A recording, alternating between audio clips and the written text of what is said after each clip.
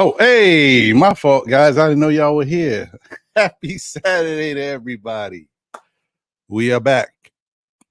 Sorry for the delay, but I was trying to get some stuff in order. We're good now.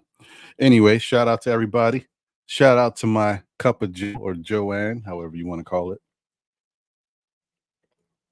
Iced, of course, to beat the heat because it is hot fire out here, folks. Hot fire. Oh, what's it looking like today, folks? Oh, man, currently 86 degrees. A chance of showers in the after late afternoon, maybe.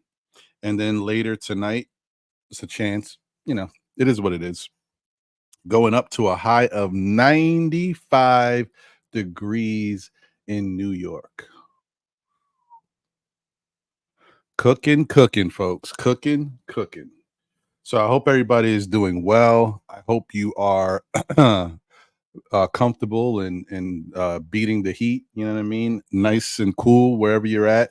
And, if you're not going to be nice and cool, I hope you're out somewhere at a beach or something and, or at a pool and enjoying the weather that way. So, but yeah, hot. Shout out to all of y'all. Thank y'all for tuning in. Shout out to my guy Walter Blackman in the building. Good morning, Walter. He said good morning, Ron. Appreciate you. My guy Dan Marrero in the building. He said good morning.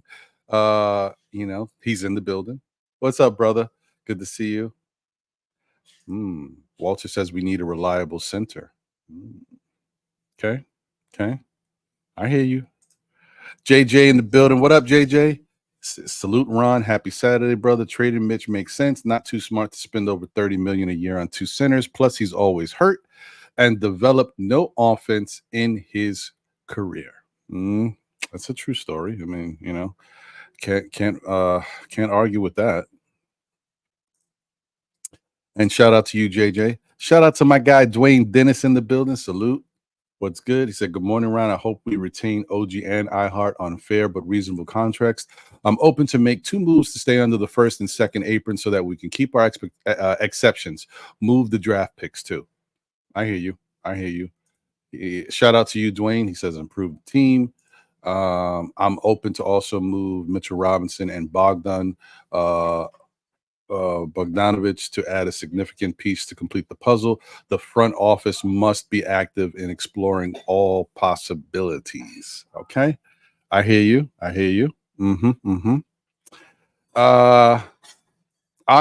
in the building. What's good, Andios? Appreciate you, my brother. Oh man, Andios is always good for supporting shows and in our personal chat. He sends great inspirational things, man. Good guy, bro. Good guy. He said, salute, peace, love, and blessings to us all. Hit that like, subscribe to the channel, and enjoy the show. Thank you, my brother. Appreciate you as always. Hope your day is great today. Walter says, can we also get a backup point guard who's capable of making shots on a consistent basis? I think that's big. I think that gets overlooked a lot.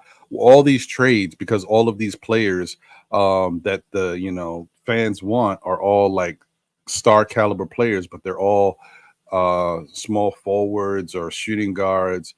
No one's really focusing or talking about the point guard position. Even in the draft, we're looking at selecting different draft picks, but they're all bigger. I mean, which is fine, but it's just like that point guard, that backup point guard role is being neglected. And we need a little loving over there. Shout out to Deuce. He's been great. But is he a real, like a backup point guard, though? You know what I mean? Like, we need a facilitator. That's what helps keep the offense flowing. Sometimes it ain't always about, being able to knock down a shot or even playing defense. Now, don't get me wrong. That person needs to be able to do some of this as well. But sometimes having a guy who just knows what they're doing out there with the ball that can get good looks for other players and can break down the defense is huge to keep an offense going throughout the regular season, and especially when you get into the playoffs where the defense gets tougher. You need a guy that can get things moving, get you guys, your guys open shots. So yeah, I think that's important. Shout out to Margaret Edwards. What's good, Margaret? The show can officially start now. Let's go. She says Mitch is not going anywhere. Stop the trade talks. You know, I'm sorry, Margaret. I wish that was the case.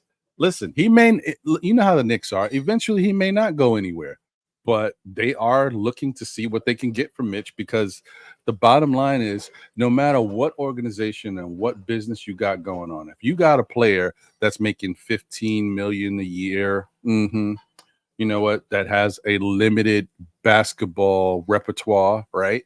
I mean, he's very good at offensive rebound. He's very good defensively.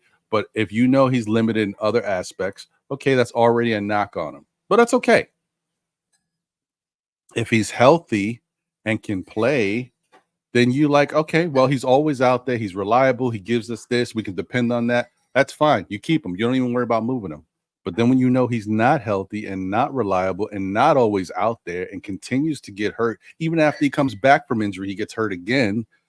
It's just like at a certain point, a business is going to say, I don't know if we can move forward with this guy long term. You know, if we want to get better, is this what's kind of holding us back? Plus the money that we are putting into the center position, as referenced in the chat earlier, 30 million possibly for two centers, and neither one of them is offensive players, and one of them is not always healthy and not, you know, reliable to be out there. That is a problem. And I'm going to point to the thing that I've been pointing to all year, and other people have mentioned it too. Shooting 38% from the free throw line is killer. That's like the nail in the coffin right there. If they bring Mitch back, you know, I'm not going to be mad at it. I love Mitch. You know, I like him as a person. I like having him on the team, but I also want the team to get better and be able to move forward.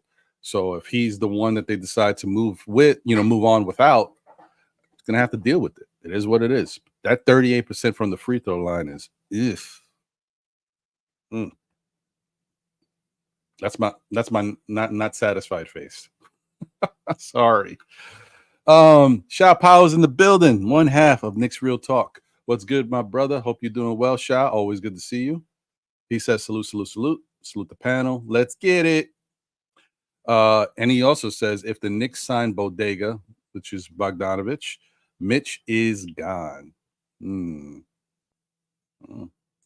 Knicks 100 is in the building. What up, Knicks? Hope you're doing well. He said, ain't this what all y'all wanted us to rush and do? Oh, okay. I see. Knicks 100 said, no more house money.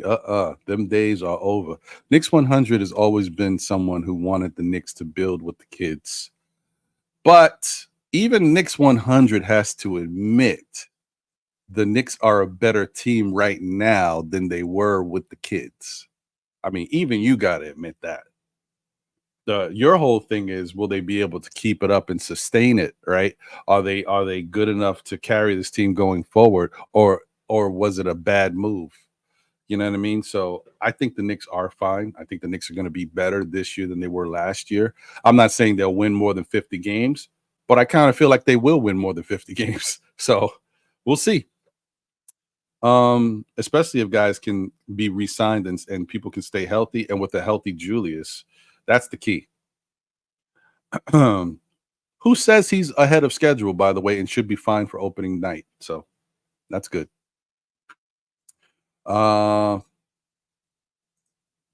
Margaret says Mitch is not gone. Bogey is not a center.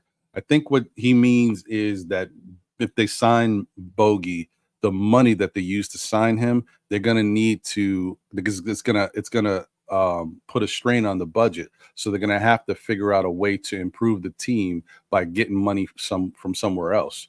And that's why he's saying they're going to have to get rid of Mitch in order to free up some of that money to be able to use it towards someone else, not necessarily free agency, but in a trade.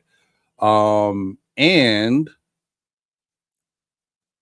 remember, Margaret, just because Mitch is gone, if they do trade him, doesn't mean they can't go get themselves another backup center that's adequate, that can fill the role of that backup role. Not that they're going to be as good as Mitch, but if Mitch gives you, and I'm just throwing numbers out, say Mitch gives you 10 rebounds a game.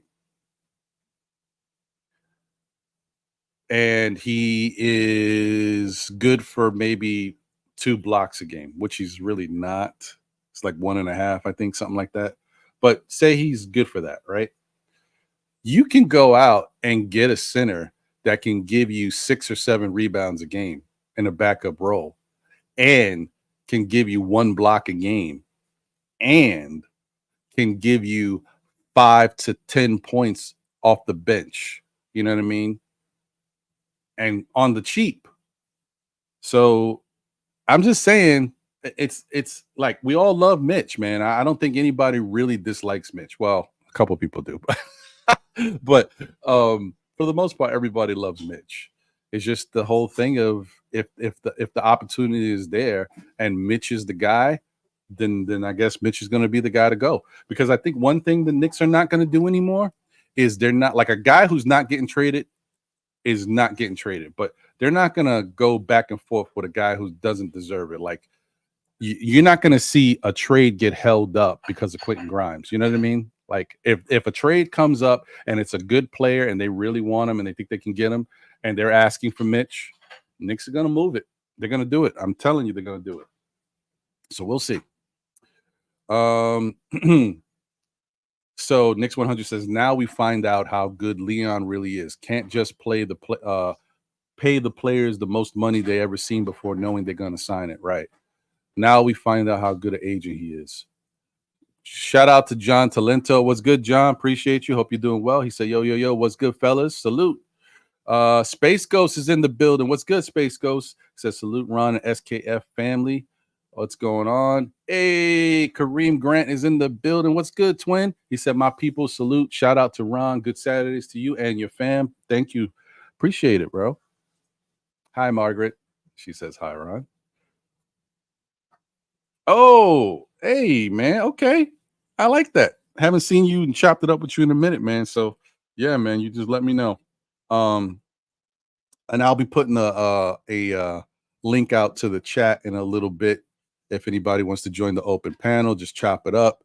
You know, shout out to my guy Jigga Man Porto from the Morning Brew Sports. He was talking about us just really being able to just chop it up and talk Knicks, just like a one-off. You know what I mean? Sometimes you got that stuff you want to talk about and you haven't done it because you haven't had shows or whatever. So yeah, I was actually thinking about reaching out to a lot of people last night to see if they wanted to jump on just to chop it up. But I just got caught up doing some other stuff and it got a little too late. And I don't want to bother people when it was that late at night. So maybe next week. Sherwin in the building. Salute. What's good, my brother? He said, good morning. Knicks actively trying to trade Mitchell Robinson. Can you prove it? Why will the Knicks trade the top 5 or 6 centers in the NBA? Well, I guess I've already answered this question, right? So you probably asked this question after I already answered it, or maybe not. Oh, no, you asked this question before I answered it. And I think I answered it. Not reliable, which means not healthy. Not an offensive player, right? Not a good free throw shooter, a horrible free throw shooter, which is also a negative, right? Because sometimes when you're that bad of a free throw shooter, now you become a liability when it comes to moving the ball to you, right? Because if you're the center and you're down low, the Knicks pass Mitch the ball, the team could automatically foul him. Even if they're not doing the hack of Mitch, they could just foul him, you know, trying to stop him, but it still benefits them. They don't have to be so blatant about it. He goes to the free throw line. He hits one free throw maybe or misses both, and that's points left on the board. That's really bad. That's horrible. So, like I said, when you can't, you're not supposed to go backwards. I mean, it can happen, but not to this level. Not to go from 60% one year to then 50-something% to then 40%, then back up to maybe high 40s, low 50s, then back to 40, and then to 38. Like what? No, can't do that. Can't do that. And like I don't want to pick on Mitch Sherwin and to other Knicks fans who love Mitch. I do not want to pick on Mitch, but let's look at it from a real standpoint, right? Mitchell Robinson is, damn it, man. I don't want to sound negative, you know what I mean? But other people might say Mitchell Robinson is a one-trick pony or a two-trick pony, right? He's a great rebounder. and he's a really good defender. I don't want to say he's a great defender. You know why I can't say he's a great defender, guys?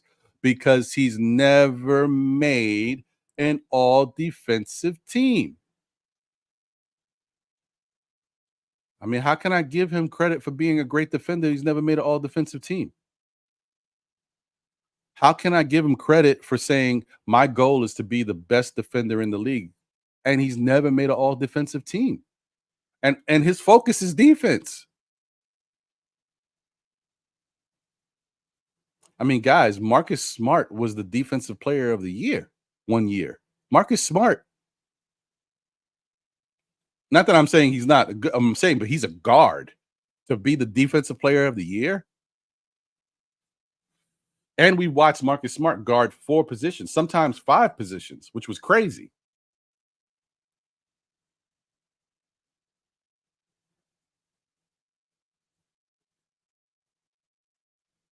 I'm not knocking Mitch. I think Mitch is a really good defender. I was watching some video highlights of Mitch yesterday of him guarding Joel Embiid. And I think people kind of forget, you know what I mean? People hate on Mitch so much that they don't give him credit when the credit is there. I just saw video proof again yesterday.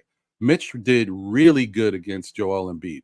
I knew it because I saw it, but then people started talking and saying, oh, you know, Embiid ate him up too. Yeah, Embiid is an MVP player. The dude can score against anybody. You can't stop Embiid. You can only hope to contain him. What's that? That's the phrase, right? That they use for all the star players. Can't stop him. You can only hope to contain him. That's what you do with a Joel Embiid. You cannot stop Joel Embiid. I don't know who. Listen, this is what I want people to understand. I don't care who you are. I don't care what type of defender you are. You are not stopping an all-star caliber, MVP caliber player. You can slow them down, and in a series, you definitely not stopping them. You may give them one bad game where their percentage is not good. They're still going to get their points. You know, maybe not the points that they would normally get, but they're going to get points. But you ain't stopping them. You just slowing them down because they're that good. That's the whole point. So anybody around the league, you tell me who's stopping Joel Embiid. Nobody's stopping him, only slowing him down. That's it. And that goes to a lot of players that are of that, like, you know, caliber. Nobody's stopping Jokic. You slowing him down. You're not stopping him. And sometimes he stops himself. Sometimes he says, you know what? My shot's not really working today. You know what? So I'm going to stop shooting so much. And I'm going to give you 15 rebounds and give you 12 assists. It's just what you can't stop the guy. He just does. You can slow him down or he does something else. That's all I'm saying.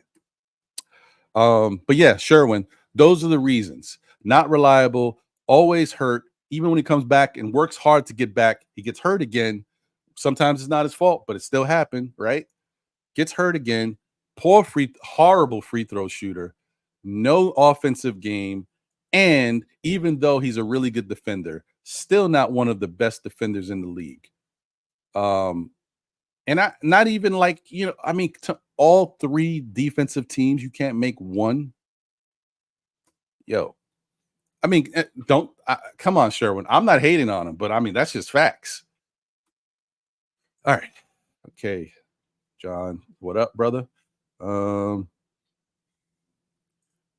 Knicks 100 said, oh, Mitch missing 2 full seasons and are still making the playoffs says all that needs to be said about him.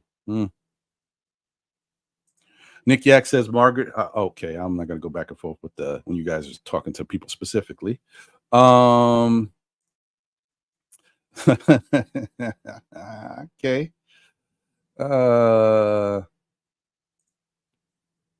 Well, that one season, I will say, Nerlens Noel was really good that one season. Yeah, and then we rewarded him by giving him money for it. We gave him a nice little $10 million. Hey, Kerry Cox in the building. Salute. What's good? NYC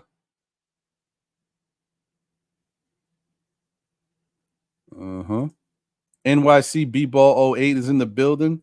Salute. What's good, my guy? Appreciate you. Hope you're doing well. Shout out to Nick Yak as well, by the way.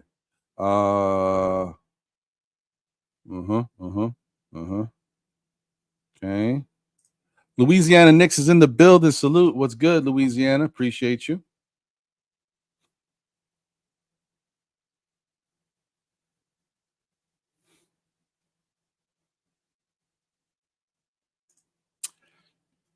Okay.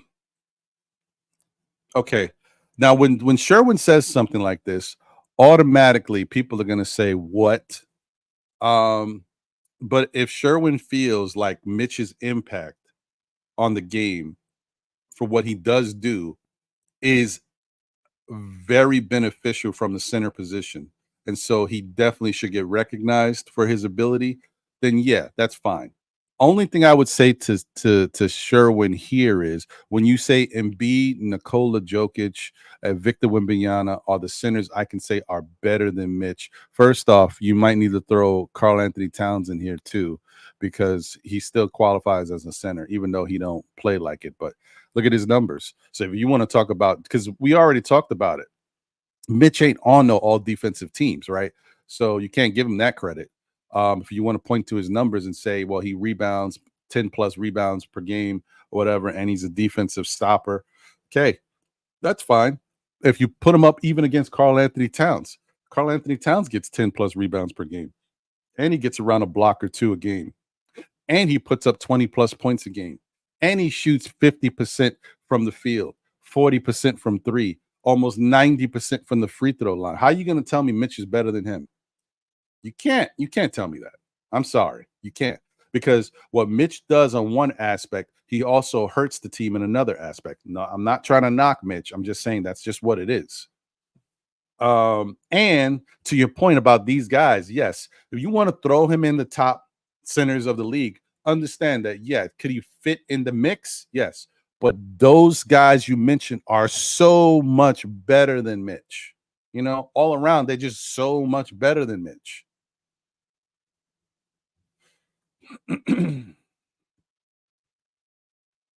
I mean, the only person you could say, because Wembanyama plays defense, Embiid plays defense. You could say Jokic don't play no defense, but his offensive categories, he does everything better than Mitch, like and so much better. So, you know, I'm just saying. Kerry Cox says Mo Cheeks will work closely with McBride. He will improve his game. Yeah, probably. I think so.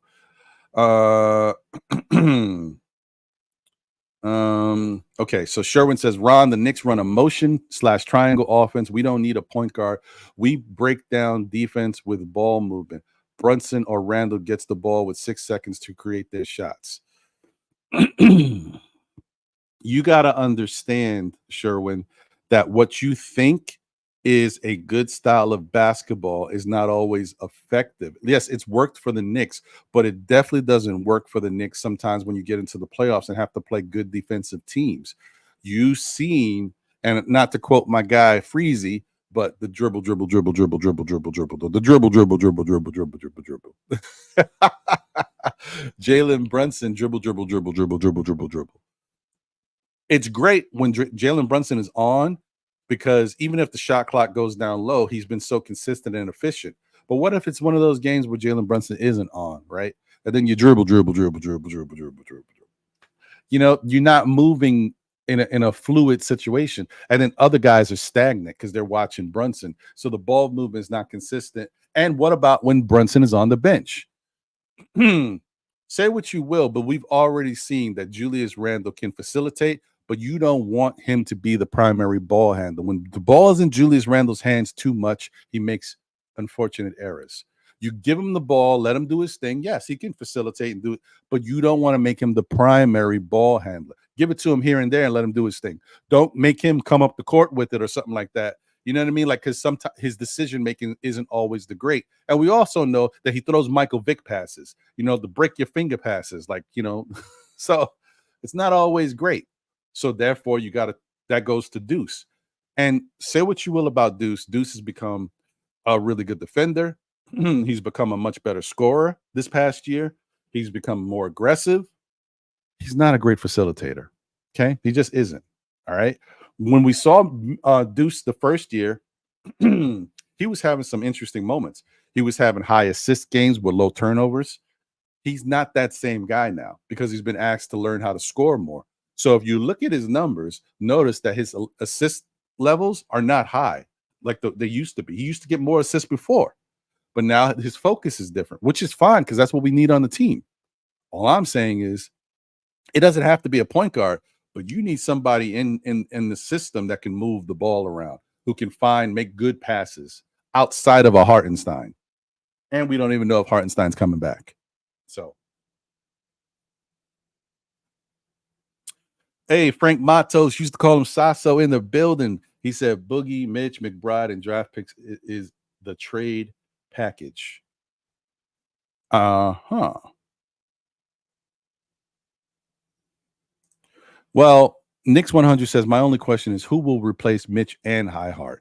Well, let me tell you this, Knicks 100. The Knicks are not going to let both of these guys go. If they trade Mitch, they're re-signing Highheart.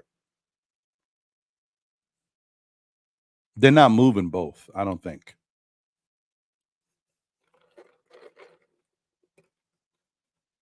I think the Knicks like to have a certain level of continuity and consistency in regards to their systems. And so both of these centers have been in the system and know how things are run. I don't think they would want to move both for the sake of continuity. Oh, the big C word, it's back. Heart got bad feet. What do you mean? He moves like a gazelle out there. Nah, I don't know. David Smith in the building. Salute, David. Appreciate you. Hope you're doing well. Good to see you.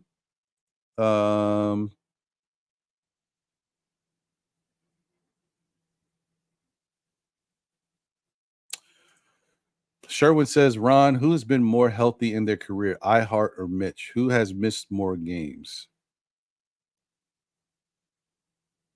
I don't know. I have to do a deep dive on that. Who's been a starting center more in their career, Sherwin? Who's played more minutes more in their career? You know, because that matters too. Heart has only become a starter recently. He was a backup, right? And he may have flashed starter minutes here and there, but he wasn't a true starter for the Clippers or wherever he was. And the other thing is, you know, let's not forget, I know it wasn't a big window of time. You guys remember, Sherwin? Do you remember when you were complaining about Heart and you were saying he's useless out there and doesn't do enough? And then when Mitch went down and after he had that talk with Julius, and other players gave him some inspirational talks, and all of a sudden he started killing, right? And then we started comparing Mitch's numbers to Heart's numbers, and Heart was averaging 10 rebounds, and Heart was averaging 1.5 blocks, and Heart was dishing the ball around 4 assists a game. Do you remember that spell when Heart was getting busy? Huh?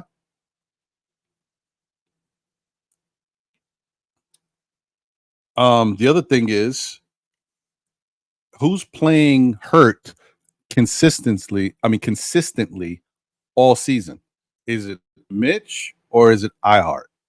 Because Heart has a injury that's following him throughout the whole season. The only way to get that better is with rest. And when you're playing throughout a whole season, you can't rest. So the only time that Heart is actually going to – so I expect that you're going to see the whole thing with Heart once again, right? To start a season, he's going to look great.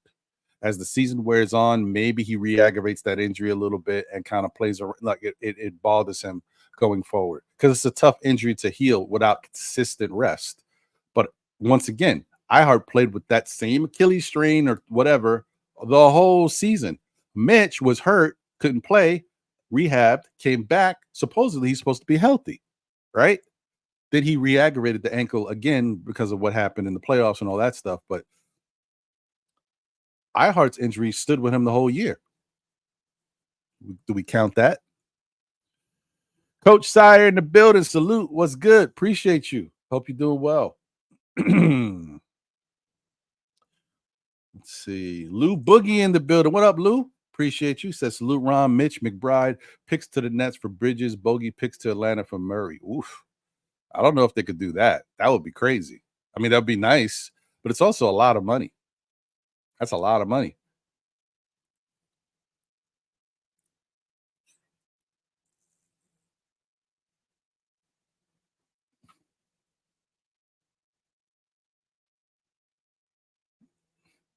Well, I mean, they could probably pull it off.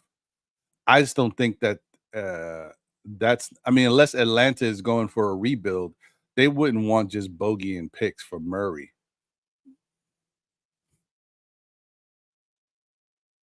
Mitch McBride and picks to the Nets, maybe, because if Claxton does walk away, they're going to need a center.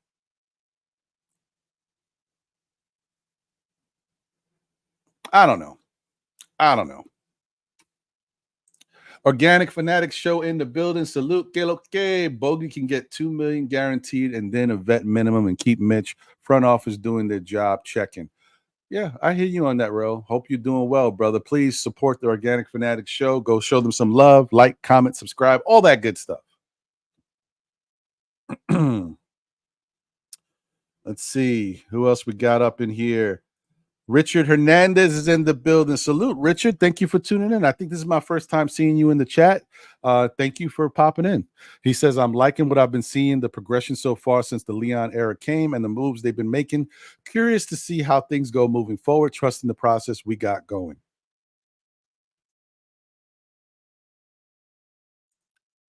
I agree. You know, and the good thing about it is that it's materialized in front of us. We've been really super critical of the Knicks and the Knicks front office because of all of the bad moves they've made for the years that passed and the bad coaching. So to actually witness them getting things right at their own pace, you know, they may not take every suggestion that Knicks fans have, but they get things done and the product is progressing. That's one thing you can't say. There was progression this year. Now, some people say, well, they made it to the second round and got eliminated. Yes, but we won 50 games. We got the second seed. We made it to the second round with a hurt roster. I don't care what nobody says. Don't give me the crap that, oh, if the guys are out there playing on the court, they should be able to get it done. And stop telling me that you should have beaten the Indiana Pacers when the Indiana Pacers are the number one offensive team in the league, and we just didn't have enough defense to stop them. What happened to the Knicks don't have enough size? The Knicks need a 6'8", 6'9" small forward to deal with other teams around the league. Guess what? Our 6'8", 6'9" small forward got hurt after game 2.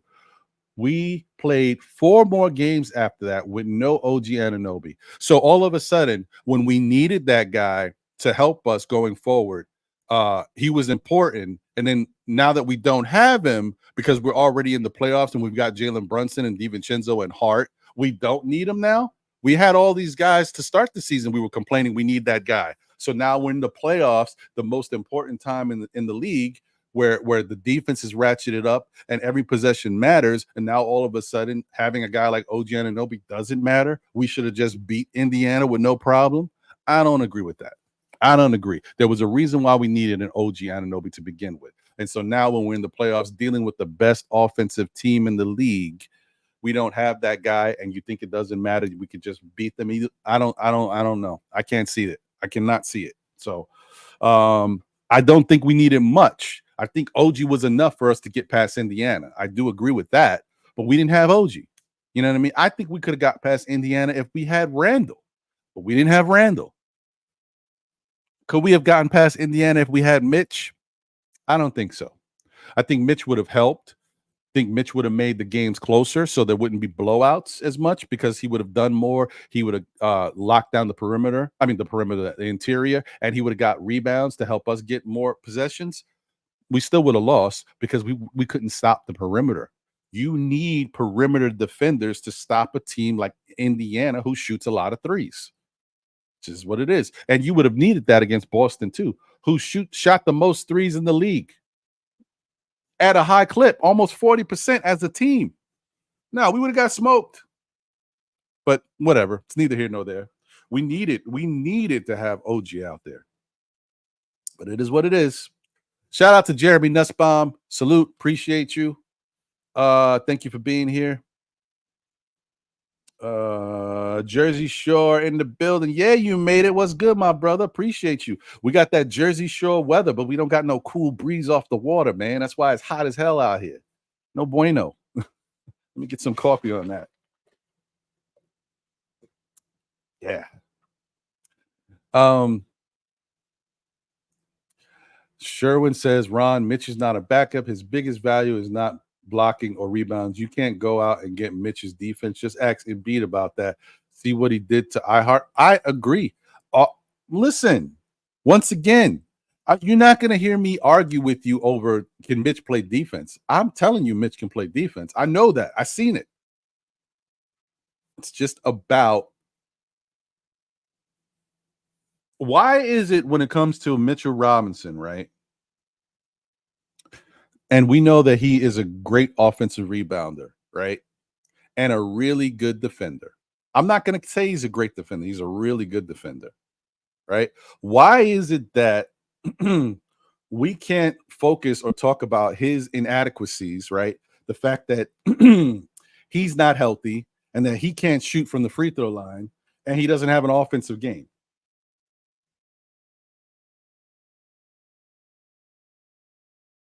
Why is it that we can't talk about any of that when it comes to Mitch? But we can talk about, Julius Randle's lack of defensive effort, even though he does shoot over 70% from the free throw line. He does give you 24 to 25 points per game. He does give you 9 to 10 rebounds per game. He does give you 4 or 5 assists a game. Why is it such a big focus on Julius because of his lack of defense? But Mitch, because he's a good defender and can rebound, none of that other stuff matters. And he's never healthy. Even though Julius has been hurt lately, before Julius got hurt, after missing a whole season, after getting hurt his first game in the league and being out that first season, Julius Randle has been an Iron Man and played 70-plus games every year. He even played 81 games one year, I think, or maybe 82. I don't think he played 82, but he definitely played over 80, right? So why is it that we can make a big deal about Julius's defensive effort? It's not that he can't play defense. Once again, we've already proven that's it. That's falsity. Julius Randle is a really good defender when he puts his mind to it and puts the effort to it. I've seen it. The numbers don't lie. But why is it we can make a big deal about him, but we can't talk about Mitch?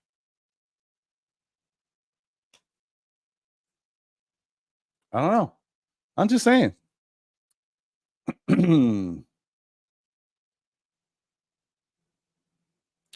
JM3 in the building. Salute. What's good? All right. So there's still a bunch of stuff I want to get through in the chat. Let me put this out there.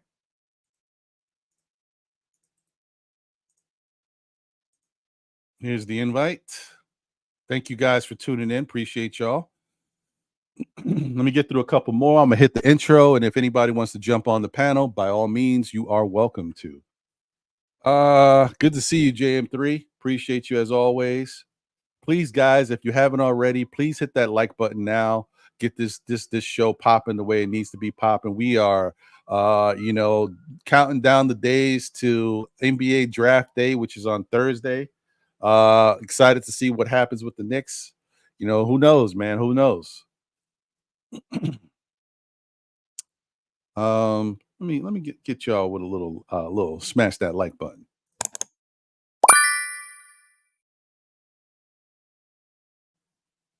Yes, please smash that like button if you haven't already done so. Take a minute right now to do that. I definitely appreciate it. It helps the show.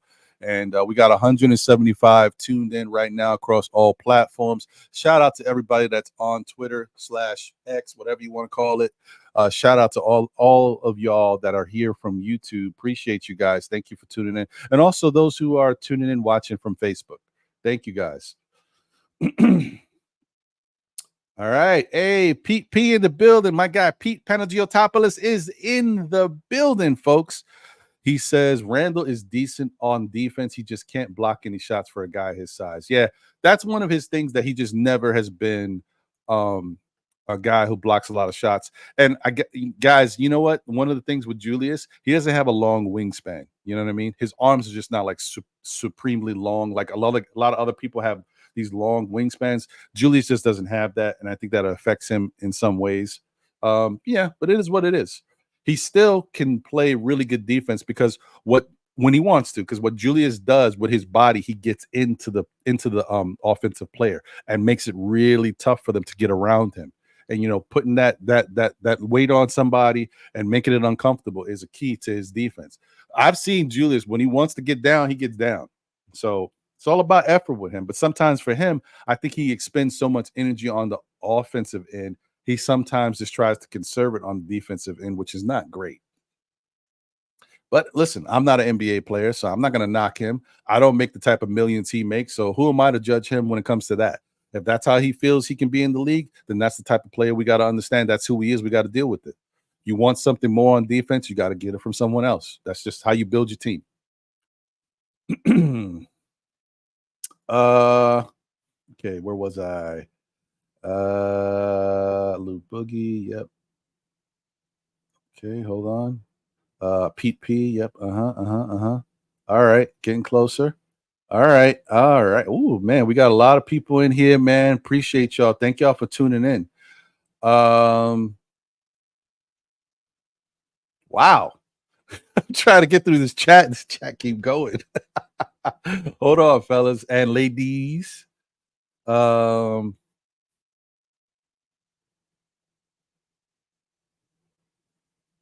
Okay, here we go. Building Blocks is in the building. Salute, Building Blocks. Appreciate you. Thank you for tuning in, man. Always good to see you. Said it's not just stats, it's the eye test. Mitch alters shots and he makes the defense apprehensive. Opposing teams will change how they approach the paint if Mitch is there or not there. I agree. Listen, once again, not knocking Mitch's defense. I think Mitch is really good on defense. The only thing I want to tell you guys, too, is let's not forget the Knicks re-signed OG Anunoby. The Knicks defense improves tremendously with just OG out there. You don't necessarily need Mitch at the center position. You can have an adequate defender at the center position with OG's help defense, with the way Hart plays defense, with the way DiVincenzo plays defense. You got defense, and when Julius is out there healthy, how he tags along on the defensive side. Because the other thing I want to mention, remember, I talk about Julius Randle, it's about effort sometimes in the defensive end. But with all these other guys out there playing defense, Julius Randle's effort doesn't have to be as strong, as intense as it would have been without them. We've seen Julius Randle run out there with RJ Barrett trying to stop people and have to do everything, and it didn't work out. You know what I mean? But with these other guys picking up a lot of that load, Julius can fit in. You know what I mean? He can still conserve his energy here and there, but he can give us a little bit more defensive effort. And then what happens is when you got OG hawking guys on one side of the ball, stopping guys, you got Hart or whoever's out there, DiVincenzo out there doing their defensive thing. Julius on the other side, now he can start clamping down on somebody. You're like, oh, look at Julius's defense, because you don't expect it from him because the other guys is doing the main work. Now he's doing his thing on the other side. It really kind of works in combination, in tandem. That's why it helps to build a full roster. Get the guys in that you need that help make up for your deficiencies. Shout out to Corey Lee in the building, my guy, one half of the 718 boys, him and my guy Boulevard. Appreciate you as always, Corey. Hope you're doing well. Good to see you. My guy Dunross Gallman in the building. What up, Dunross? Appreciate you, brother. Oh, by the way, Corey said peace and salute. Good afternoon, Ron, my bro. Appreciate you. Dunross says Leon Rose should talk to Mitch to say to him, what team in the Western Conference do you want to go get go to get yourself playing better, right? Listen, when it comes to Mitch, look at Dallas. Nah, I don't think Dallas needs him now, but New Orleans or whoever, you know what I mean? Look, you saw that little post. One thing about Mitch, he keeps it real. He put his little post. Listen, they want to trade me. It is what it is. It's a fresh start somewhere else. You got it. It is what it. Mitch is a good dude, man. I really like Mitch. I'm just telling you, as a team going forward, if you want to get this Knicks team better, if you want to take the gloves off and say, listen, now it's time to put your big boy pants on and let's do the damn thing. We just seen Boston win a championship and run through the damn league. I talked about it the other day on the NBA wrap up. If you haven't already checked it out, NBA wrap up on Nothing But Knicks with me and my guy Eru. We talked about the Boston Celtics and how good the Boston Celtics really are, because people don't give them credit, but they have had one of the best seasons in NBA history. And they were very comfortable running through the whole damn league. Say what you will, you can hate them all you want, you can hate the coach all you want, but this is the best Boston team in a long time, and they were playing like it. Not only shooting more threes than any other team in the league, but hitting them at a high clip. And 3-point shots accounted for 41% of Boston's entire offense. This is the Celtics we're talking about. Can you imagine? Crazy. It's wild. All right. Let's see. I'm just gonna shout out a couple more people, then I'm gonna hit the intro and we'll get it cracking with the rest of the show, y'all. Please continue to light up the chat. I appreciate everything you guys are saying. You guys are really active today. Thank you so much on this hot Saturday. Sherwin says, Ron, Bill Russell can be said as the greatest player in NBA history. He was an awful free throw shooter. Yeah, but I'll take everything that Bill Russell did right now over Mitchell Robinson. Doesn't matter. I said once again, you're not healthy. You're not consistently out there. You are not one of the best defensive players in the league, even though that's your strong suit. And he doesn't even block the way, like, Miles Turner is a better blocker, shot blocker than Mitchell Robinson, who came in as a shot blocker, mind you. His game is not the same. He's not that. He doesn't have the offensive forte, the offensive game, and his free throw shooting is terrible. So I said, Shaq was a horrible free throw shooter in his prime and most of his career. But he wasn't 38% bad, but he was still bad, right? Dwight Howard was a horrible free throw shooter. I'll take those guys in their prime or even a little after their prime over Mitchell Robinson right now. Give me Dwight Howard in his prime or a little after his prime or a Shaq. Are you kidding me? This is what I'm saying. Like, I'm not making a focus just on the free throw shooting. The free throw shooting is bad, but that's not the only issue. But it's really bad.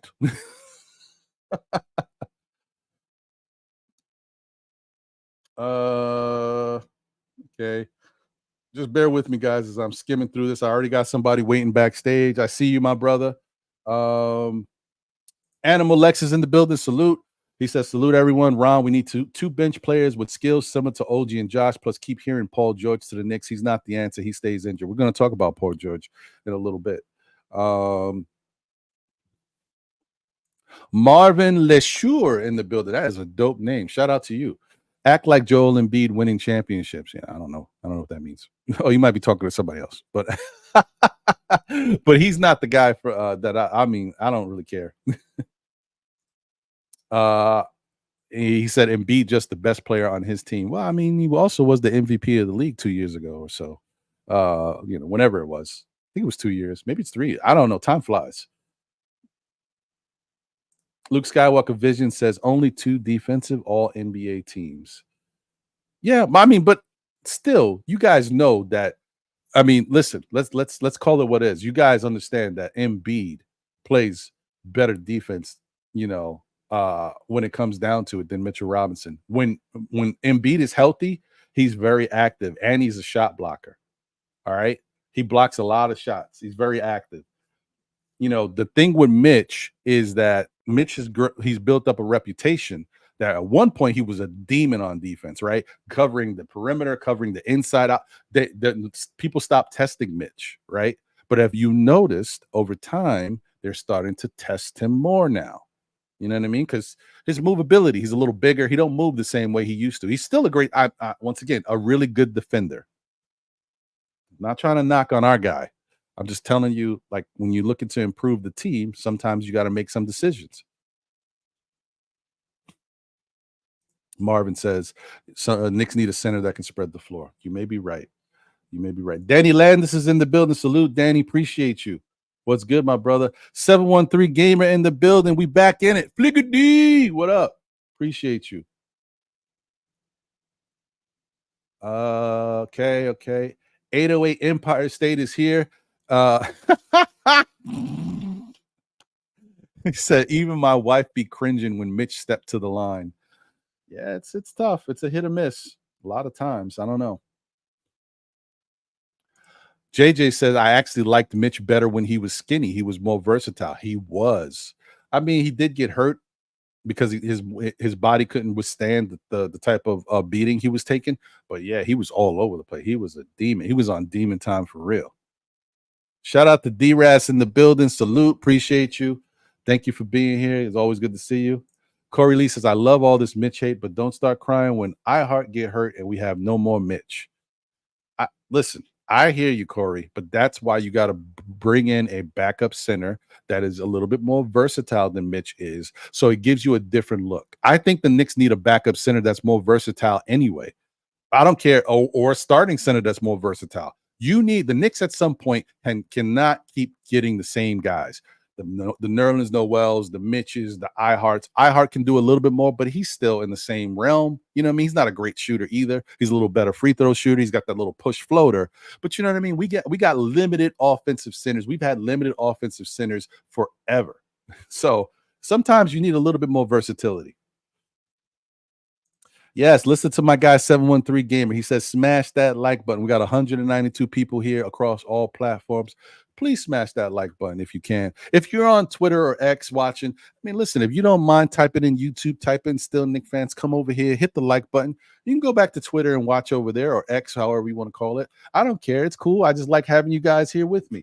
But it really helps the show if you can hit that like button on YouTube, because that's what helps keep this show going. So I appreciate y'all no matter what. Thank you for being here. All right, I've talked a lot. Paris Duggan in the building. Salute. What's good? Marvin Smith is in the building. Salute. What's good? Appreciate you guys. Delano Still Jr. is in the building. What up, DSJ? Salute to Ron Still Knick Fans, who's really in the rock and roll, who's the rock and roll gangster. L, damn it, is in the building. Pew pew. What's good, L? Appreciate you. Smash that like button. Thank you. Lou Boogie says, Ron, Mitch Bogey and the number 25 this year for Murray, then flip Murray and picks to the Nets for Bridges. I mean, why even do that? Mitch Bogey, the number 25 pick in a three-way deal with the Nets and Atlanta, and just get Murray going to Brooklyn and get Bridges to the Knicks. Let's get it done. Let's go, Lou Boogie. I'm with you.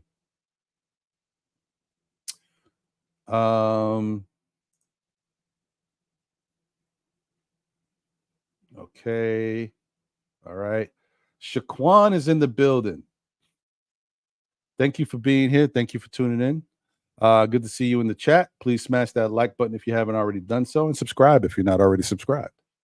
He said, what you think about a trade for Robert Williams, Malcolm Brogdon, and their 7th pick for Mitch, Bogey, and Sims? Well, the only thing is I think the Brogdon ship has sailed. Plus, Brogdon didn't want to come to the Knicks. So, you know what I mean? Like, if you don't want to be here, then we don't want you here. You know, my guy Tretch said it a long time ago. If you never been to the ghetto, then, you wouldn't understand the ghetto. So stay the F out of the ghetto. So, yeah, man. That's okay. Brogdon is he's funky, man. So I'm like, if he don't want to be here, we don't need him. You know, and I like Robert Williams. But Robert Williams got a lot of injury issues himself, and there's a reason why Boston decided to really move on make that move. But it's not horrible. I just don't think, and plus I think Brogdon, I don't know. Like I said, I'm a little worried about guys who don't want to be on this team. Yeah, that ain't working, Corey. He ain't got enough to get me, but maybe the rest of the chat. C-Daz in the building. Mitch is not a great defender. Is that a question mark? Because he's not. Because great defenders in the NBA are on 3rd team all defense, 2nd team all defense, 1st team all defense, considered in the Defensive Player of the Year award. We're talking about 5 guys.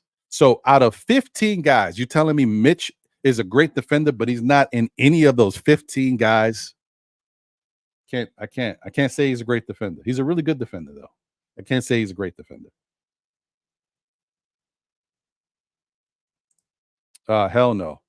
Yeah, listen, if I ever sound like Stephen A. Smith, just let me know so I can just cut the show right now.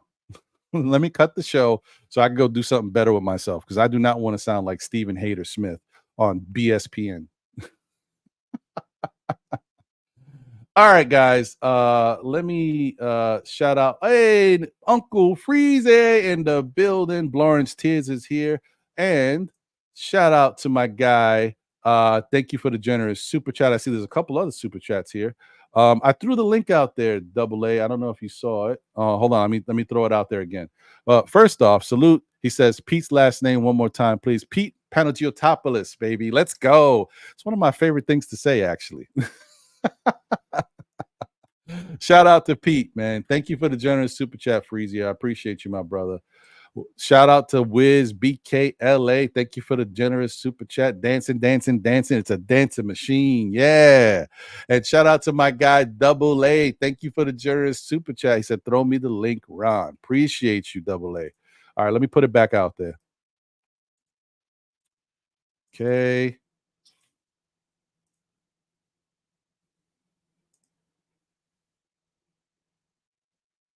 There we go.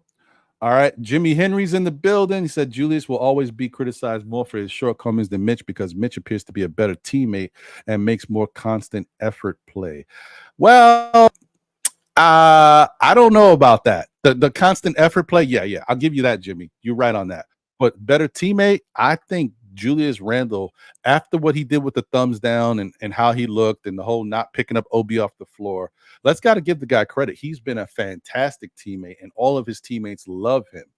Let's not forget the stuff that he's done off the court, how he's been for the city.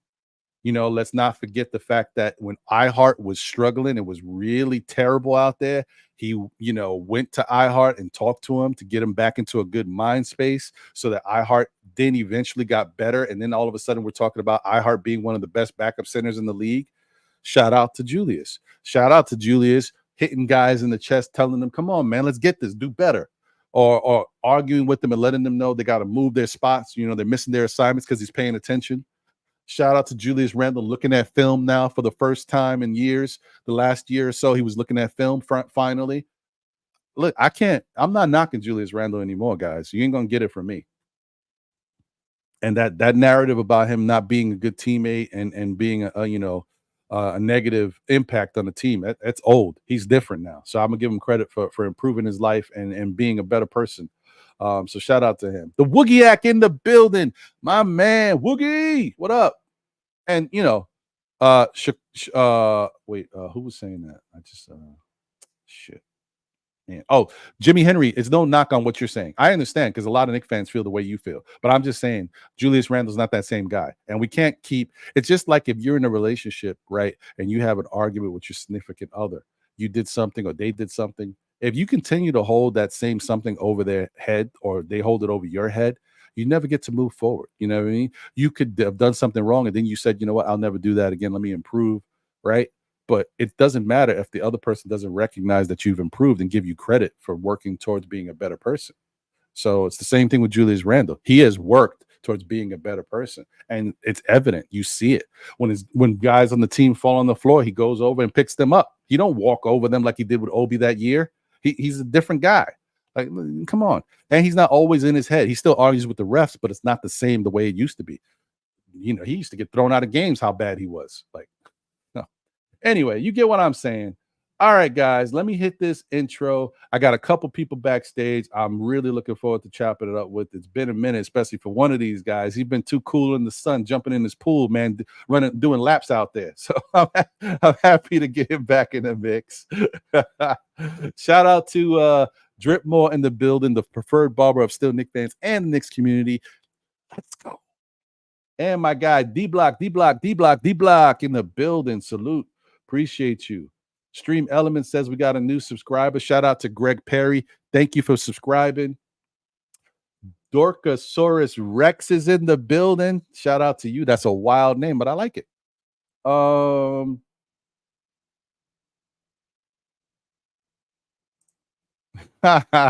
Williamsburg gangsters laying it out. All right. AP is in the building. Salute. Man, I just want to give people a little bit more credit. Once I get going, I'm not going to be, shouting everybody out in the chat. There's just too many people to shout out. I'm about to stop, but AP in the building. It's all about improving the team. If Anthony Mason was traded for Larry Johnson and Starks for Spree, you do what you have to do. We want the ring. Facts. I like that, AP. That's true. Sometimes you just got to make the move if it makes you better. For the love of the game, my guy Hard Will in the building. That's right. Number 4. OUR. Love of the game. What's good? Appreciate you, my brother. Listen, a couple more days to that nephew of yours gonna wind up somewhere, baby. You know what I mean? We'll see. We'll see. I'm excited for him, man. Excited for you and your family. Shout out to Craig in the building. Salute. What's good? King Ribby's in the building. Salute, King Ribby. Appreciate you. Okay, now let's get it going. All right, finally. I'm sorry, guys. I'm trying to show as much people love as possible because it's a hot day, and y'all decided to be wherever you at, tuned in to be here. So I thank you guys for being here and rocking, man. Let's hit that intro. We'll come right back.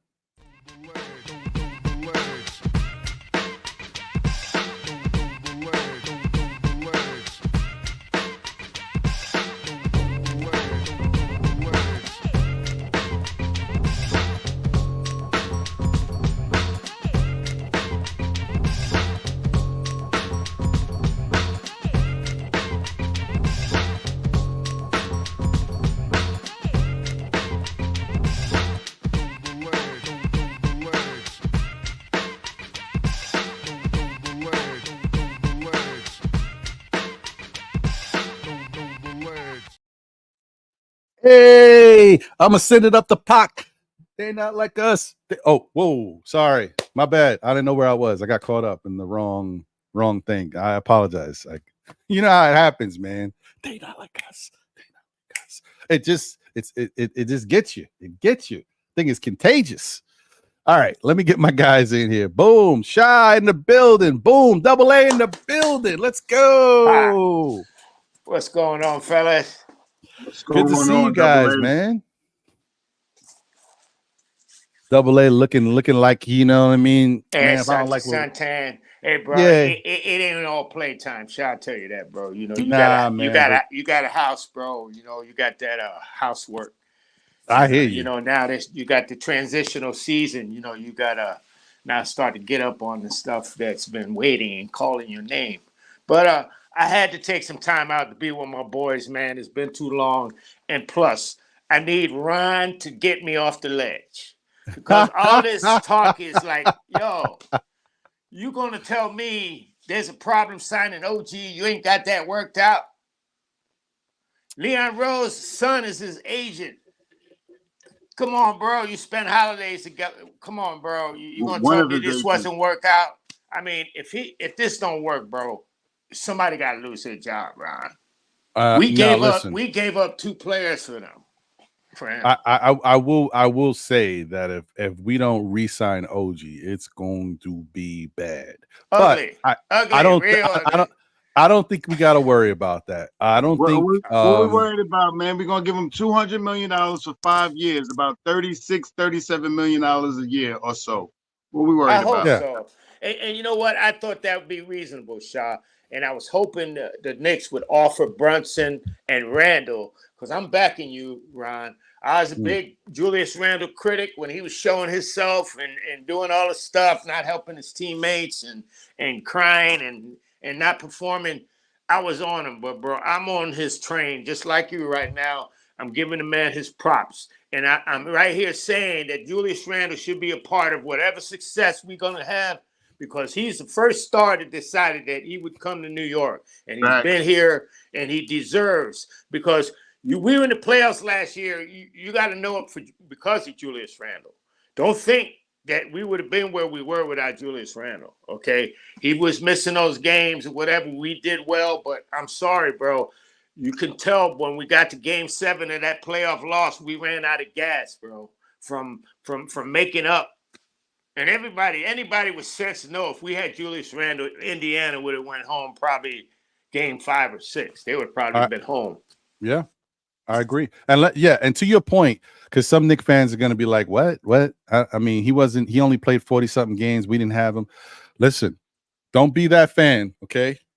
Yeah, but we didn't have OG. We didn't have OG. No, I know, but I just want people to understand. Think about what's being said, because remember, when the Knicks didn't make the trade for OG, prior to the trade, there was deficiencies with this team. We struggled through it, but there was a reason why the Knicks felt they had to make a trade. There was stuff we were lacking, and we were getting beat in a lot of close games, especially like against Boston and some other teams, whatever. We were getting beat. Remember, Indiana was smacked us a couple times, I think once or twice. Well, they beat us twice.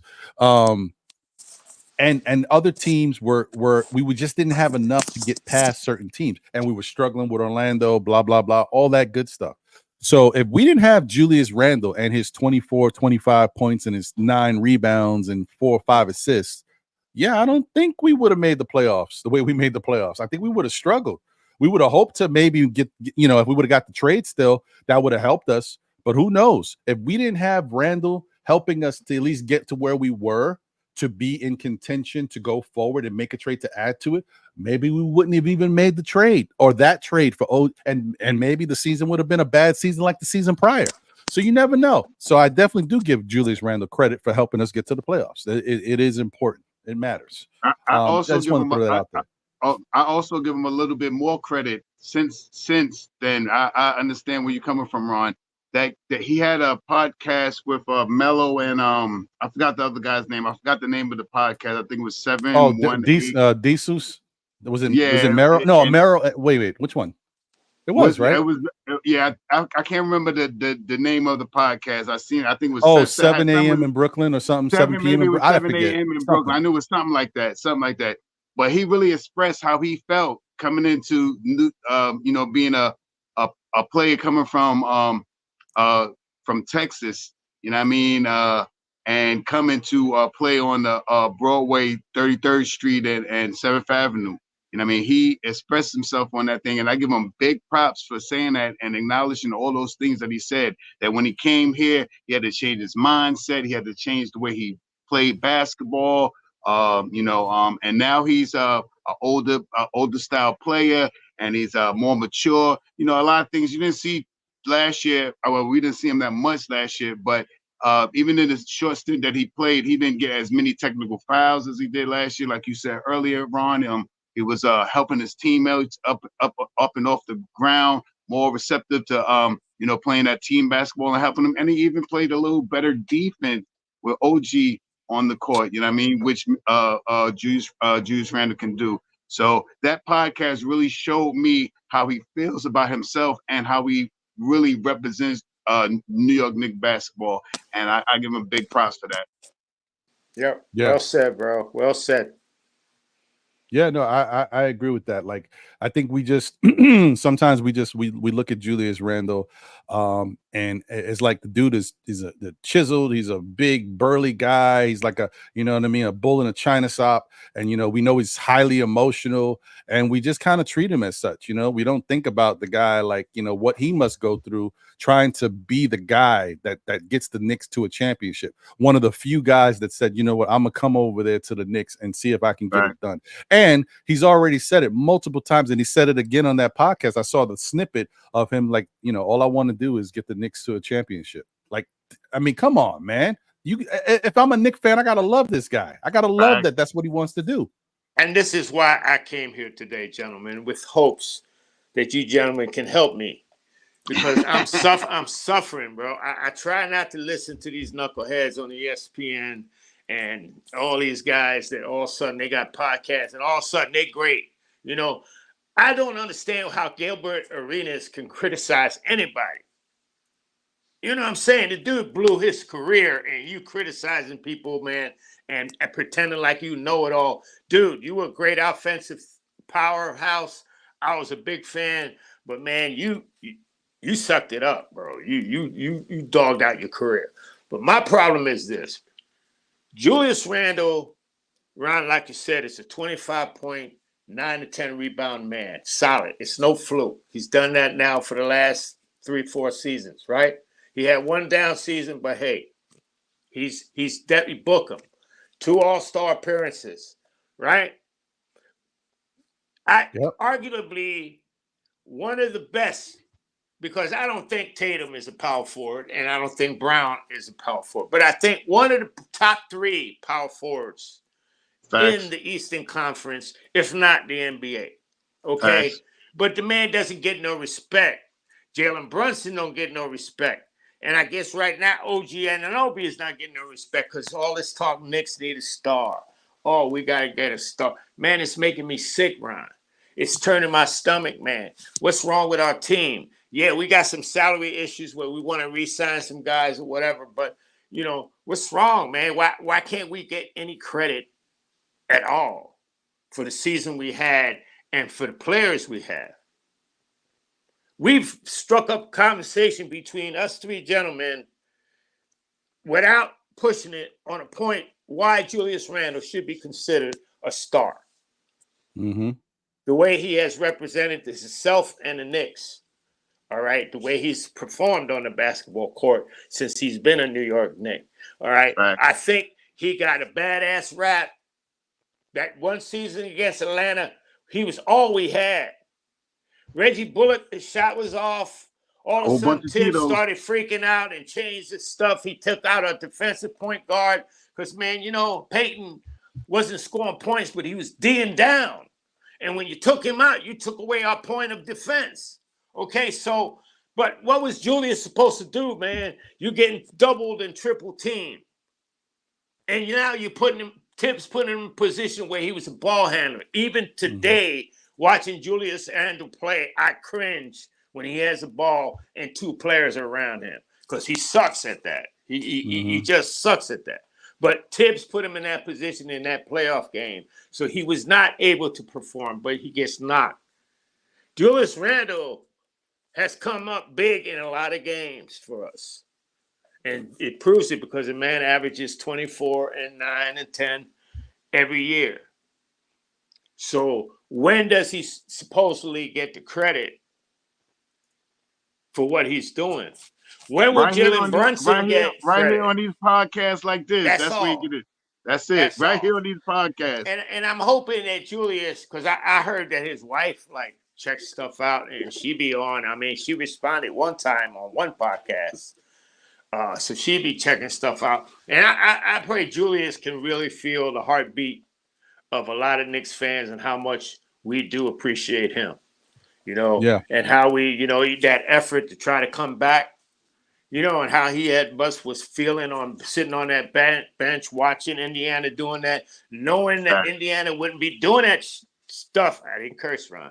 Indiana wouldn't be doing that stuff if Julius Randle was on the court. Right. Yeah. Listen, it's true. It just is what it is. I hate to, you know, unfortunately, as Knicks fans, we're going to have to live in that.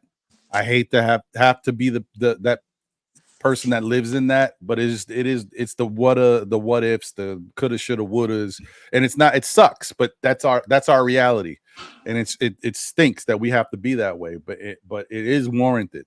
It's not like, you know, it was just one guy down that was just a piece of the team. We're talking about a huge piece of the team that was out, and then OG a huge piece, and then Bogey, and then eventually Mitch. Like, it's just too much. So it is what it is. We just have to deal with it. But back to what we were talking about with OG Anunoby, like, so you know, people are talking about OG and whether or not, well, one, it's whether or not he's really testing the market. Let's throw OG stuff up there real quick. OG Anunoby. All right. Now, these are just his Knick numbers, right? Because obviously he played part of the season with Toronto, like 20 games or so, something like that. But this is his Knick numbers: 14.1 points per game, 4.4 rebounds, 1.5 assists, 1.7 steals, almost 2 steals a game, 1 block a game, 48.8% from the field, 39.4% from 3, and 79.1% from the free throw line. Right. And you know that these stats are really solid stats, a very legitimate basketball player that can help out any team.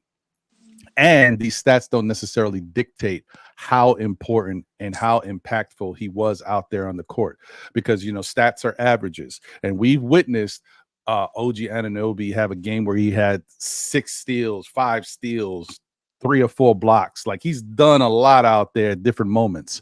So, you know, he's been a beast on that side of the ball. We've also witnessed him have, you know, drop 28 points in a very critical game 2 of the playoffs, when we had lost Jalen Brunson, and then eventually we lost OG, but Jalen Brunson came out and got busy in the second half and helped us win the game. So OG has just been a guy that you could just depend on for giving you whatever you're missing, right?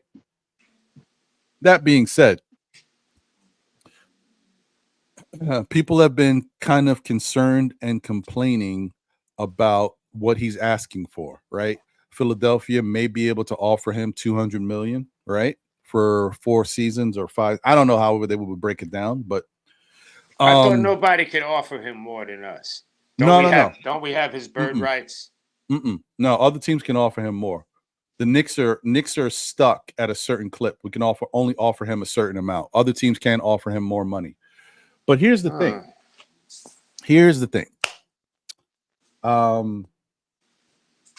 I was reading different articles, and I can't point to all of the articles I was reading because it was 3 of them, and I don't remember the names of the people. I've been looking at so much stuff lately that I don't even know what's what. I can tell you one of the articles or one of the comments I read was from the guy on Jonathan Macri's show that usually looks into the numbers and the contracts and Jeremy stuff. Cohen's. Jeremy Cohen's, yeah. I think it's so right. That's him.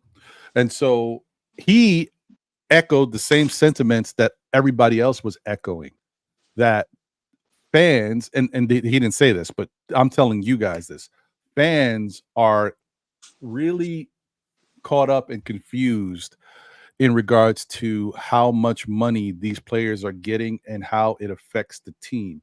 They're not realizing that these organizations, the money is going up and it's continuing to go up. So what you value a player at is not necessarily what they're valued at now. Like the money's going up. Plus the TV contract stuff still hasn't kicked in. There's still more money that these organizations are going to get. So all the salaries are getting inflated.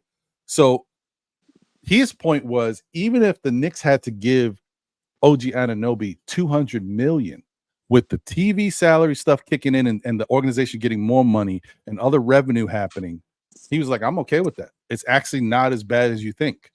It's not. And the other two things that I saw, damn it, I wish I could remember what they were. Who said them? I don't want to give people like Fred. I don't want to give somebody credit and it wasn't them. But the point is, they said the same thing.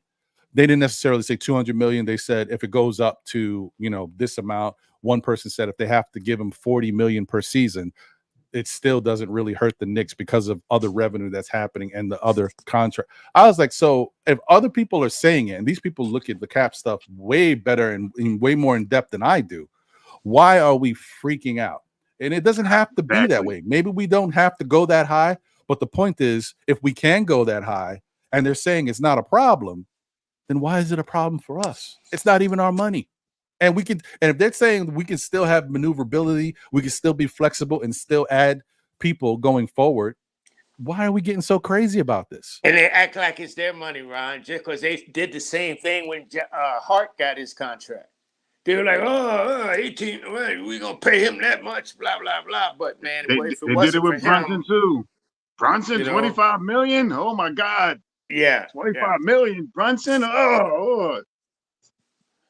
My whole thing is, and a lot of people are saying, and I get it. Look, this first apron and then the second apron, 2 shows ago, we broke down kind of what it was saying and how bad it is once you get into that second apron, how they handicap you, right? But this is another thing I want to say to people. I do not know everything about this stuff, so don't act like I'm saying that I do. What I am saying, though, is if you build your team up and you think your team is good enough that they can win a championship, right? And you got the pieces. It doesn't matter if you're in second. Right. It don't matter. It don't matter what you can't do. You can't use your draft picks. You can't do this. You can't. I got my team. My team is here. We just go out there and play basketball and let's win. That's what I'm trying to. People get a little crazy, like, oh, if this happens, we can't do this. If you get to a certain point where you've built up the team, you don't need to do anything. You got the team. You think the Boston Celtics are looking at their team and like, oh, man, who are we going to get next year to help? We just won a championship. We got the team. That's what I'm trying to say. Like, don't go crazy, guys. I know the second apron is nuts. And, some of that stuff in there is wild. Like, they definitely don't want you getting in there. You get in there to get you up out of there. But if you in there, if you got the team and you did your job, you don't have to worry about it. And you're not going to stay in the second apron forever because you're giving guys different contracts. Some guys get 4, some guys get 3, some guys get 2. Once they come off, it drops you out of the second apron. You go back down into the first apron. A year or so later, you get out of that too. Yeah, go ahead, Double A. That's why I was hoping, like Sha said, that 35 to 37 million a year range, I think would be ideal for Anunoby if you said, look, I like the combination of Randall, OG, and Brunson. I don't know why so many people are so quick to want to run Julius Randle out of town. Like he don't mix with them, and the Knicks are better without him.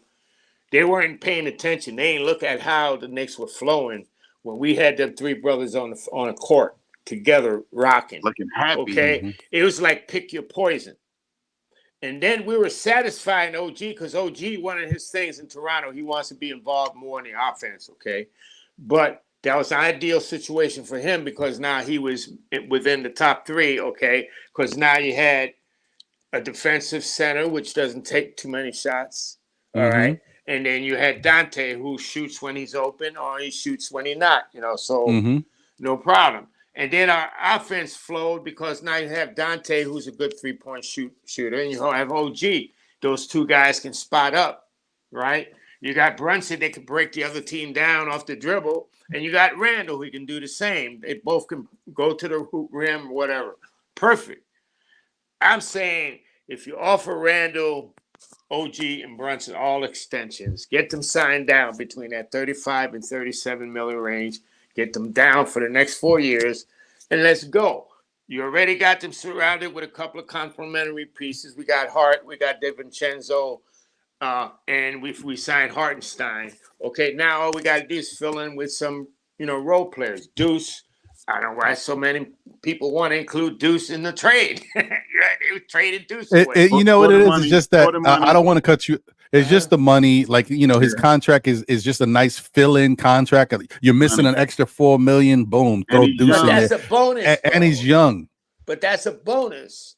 The boy is a good ball player. He's flourishing. So why we want to get rid of him all of a sudden? But yeah, that's the thing, Double A. He is like there's pieces on this team that you could say are nice, movable pieces, and Deuce is just one of those because he's a sexy pick. You know what I mean? Yep. He's cheap, he can play, he's still on the upswing, and you know what I mean? What are you gonna like get for him with that salary? Unless you connect him into a trade. That's the thing. You're only getting rid of Deuce if he's a connector part of a trade. Like Deuce is not a main. The Knicks ain't trying to trade Deuce just to get him up out of here. Deuce would be we got this trade on the line. How do we get that extra $4 million to make it work? And the other team is like, well, Mitch is cool, but we need a little bit more. Okay, fine. Yeah. Deuce. That's what it is. That's all it is. Yep. So do you fellas feel we need to tamper with this team? Other than a couple of small moves, I'll be honest with you. I'm comfortable with running the team back. I've said that multiple times, but I'm just being honest. Every year is worse, man. Every year people get older. Every year aches and pains hurt more. Every year I'm thinking, is this the year Mitch stays healthy? I don't know. So I'm too scared at this point to bet on Mitch and then have it backfire on us, especially if we're trying to re-sign OG Anunoby. I'm already in my mind saying I'm going to give OG Anunoby the money, but I know he's going to get hurt. So I got to figure out a contingency plan to deal with OG. Facts. At this point with Mitch, I'm like, wouldn't it be nicer just to not have to worry about that position? You know what I mean? You got Hartenstein if you bring him back, but Hartenstein might be out. And it would be nice to have a solid backup that just doesn't have the same injury concerns.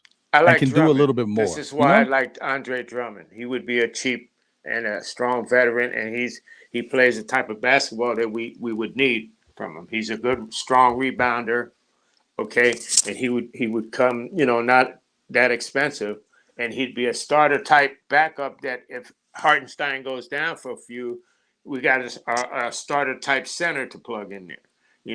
I think that we can't give up on our size. If we get rid of Mitch, don't get rid of him for another 6'4", 6'5" guy. Oh, no, definitely keep making us smaller. Keep making us smaller. No, you need a big. You need a big. Is getting big. I think I'd like to keep that core together, Ron. Mm-hmm. I think we're going to see a big swing when they go for this trade on the 28th, sometime next week. You know what I mean? This the rookie the draft. The draft. Thank you. the draft, I think you'll see where the Knicks are really going to go.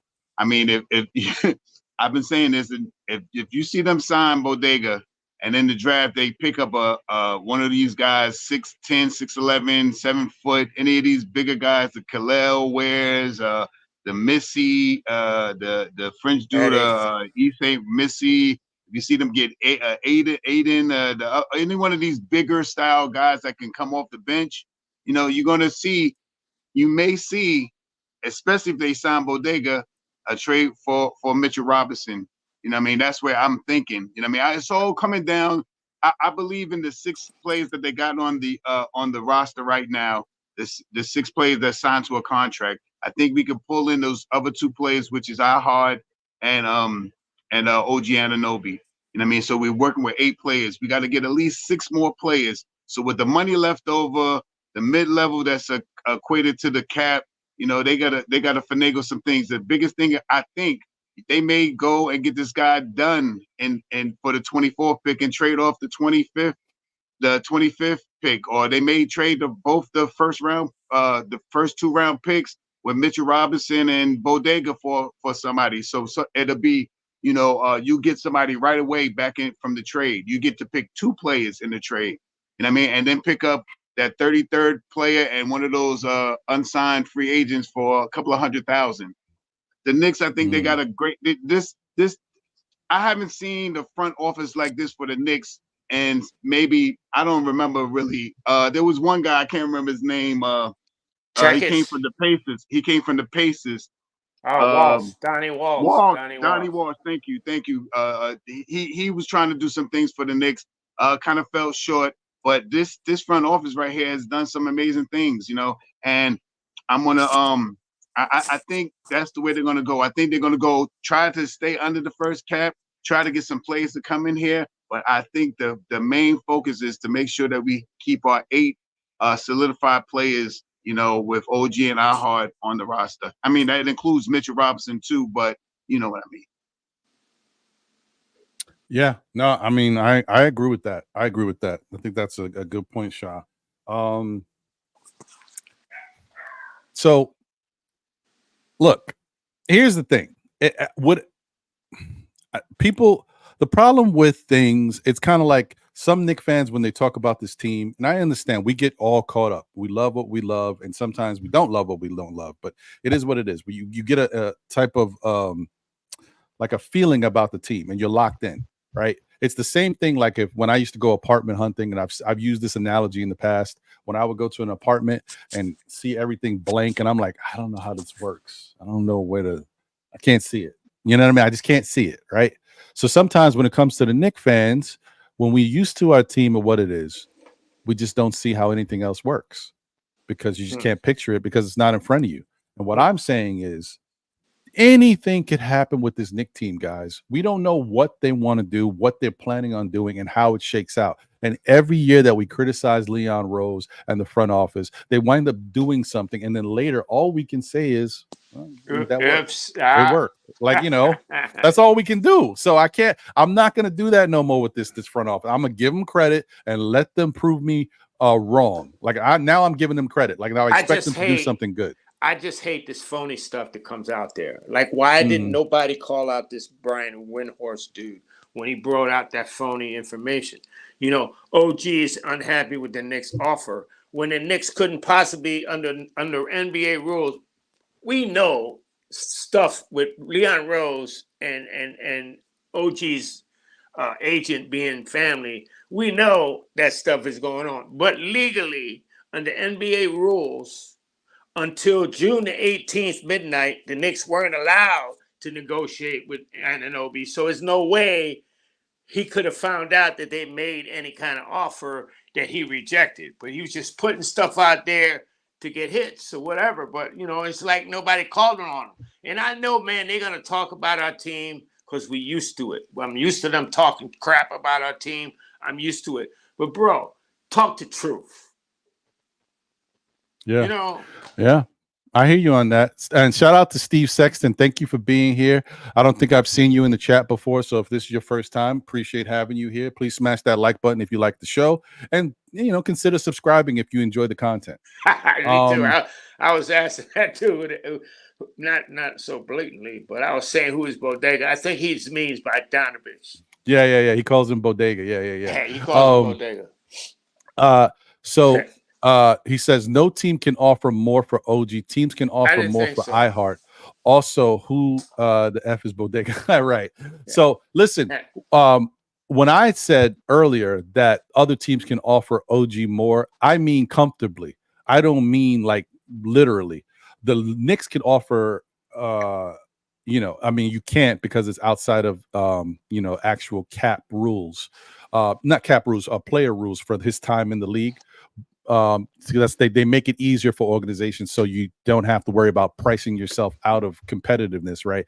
But technically, the Knicks could pay OG Anunoby $300 million because they can go above the cap. They can go above anything for what, technically, realistically, they cap it out. Like you can only go this amount. I'm just saying comfortably other teams can offer OG more money without impacting their team. The Knicks have to actually impact their team negatively to some extent because you're going above and beyond what your normal cap is to bring him back in here. But yes, the Knicks can offer him up to $200 million, or I think it's 205 or something like that. I don't know, something like that. Because there's restrictions. It doesn't matter. Like if a player has been in the league only this amount of time, they can only get up to this amount. That's how the NBA has set it up. So truthfully, Brian, if we could, would you like the Knicks to keep Mitchell Robinson and iHeart? If there was a way that we can, like you said, we could do it. I mean, Boston, after they pay Tatum, they're going to be in a different stratosphere. I mean, they're paying KP, they're paying that boy, their point guard. They're paying now Derek White, I think, is coming up for a salary increase. They're paying Tatum. They're getting ready to pay Tatum massively. They paid him Brown. So, they're up there. And the thing is, bro, it's going to cost to play with the big boys. Mm-hmm. And the Knicks, come on, bro. We Broadway. That garden is sold out all the time. There's no excuses. We got the money. And for years, we've not been like capped out like a lot of teams, for a while since Rose has taken over. He's been real frugal and controlling as far as the money and stuff. So, man, if it takes going a little bit over, like you said, for a couple years, and we're going for a chip, that might be what's going to take. And if you do not want to do that, then you can't realistically talk about winning a championship. You got to be happy of making the playoffs and whatever, because it's going to cost to play. Look at the teams that made the semifinals, the Timberwolves. Look at their payroll. They're paying Rudy Gobert, they're paying Towns, and then they're paying Edwards, and they're paying that power forward off the bench. What's his name? Nas. What's his name? Nas Reed. Nas Reed. They're paying him a big salary. You know, but they figured they needed to do that to be a championship contender. So we got to decide what we want to be. Yeah, I mean, listen. To answer your question, yes and no. If they brought back iHeart and Mitch and kept Mitch, I wouldn't be mad, but you can't sell me on. So even when I say, like, it goes back to when I said, if you want to run it back, you could run it back, but you can't really run it back the exact same way 100%. You run it back, you better give me, I think I said it the other day, a player like, and I'm not saying you can get this guy, I'm just throwing it out there. I need a player like Herb Jones. I need a player like Kelly Oubre. Yes. I need, I forgot who else I said, but it's another guy similar to that. I need one of, Derek Jones from Dallas. I think he's a free agent. I need a guy like that to come in to help the team. You could bring everybody back, but you bring in me one of those guys to help. Well, you need two of them, really. No. I'm not done. You're right. I need one of those guys, right, to come in to help this team, especially if OG goes down, because that'll be a help. I'm not saying they're OG, but they'll help. And I need another guy who can be a point guard He can be an off guard. He could be another small forward, but he has to be able to be good. He has to have a good handle and be able to move the ball around. He has to know how to pass the ball as well as play a little bit of defense. He don't have to be a stopper. He just has to know how to play within team defense, and he has to be able to knock down some shots. If I need 10 points from him, 12 points, he can get me that. You know what I mean? That's all I'm asking for. One of those other guys and somebody like that. Didn't you just describe Deuce McBride? No, because I don't think Deuce is a good facilitator anymore.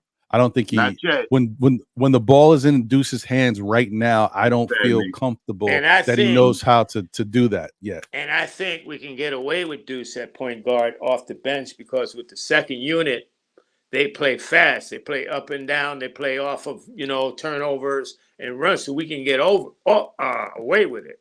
You got Hart that can handle the ball, and, more than likely, Tibbs is going to have one of these guys, either Brunson or Randall, one of these guys in there with them guys. So, that'll take a lot of pressure off Deuce. The reason why I'm saying is I don't want to bring nobody in here to take away Deuce minutes anymore.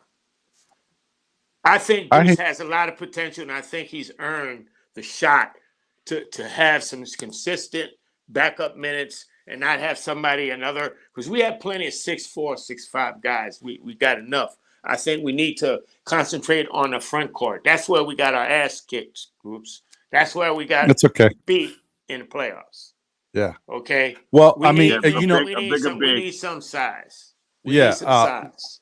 I mean, listen, if you guys ask me what's my ideal situation right now, I'm gonna tell you right now, this is ideal for me. All right. Ideal for me is that the Knicks, I'm going to throw Herb Jones away in my conversation because the Knicks ain't getting him. And New Orleans they're not letting him go. Realistically. Right? Realistically, this is what I think the Knicks, this team comes back next year, the Knicks are going to be either the champions or they're going to be in the finals. This is my look, right? You come back with the exact same guys for the most part. Unless you have to move somebody to make this other stuff happen. I don't know.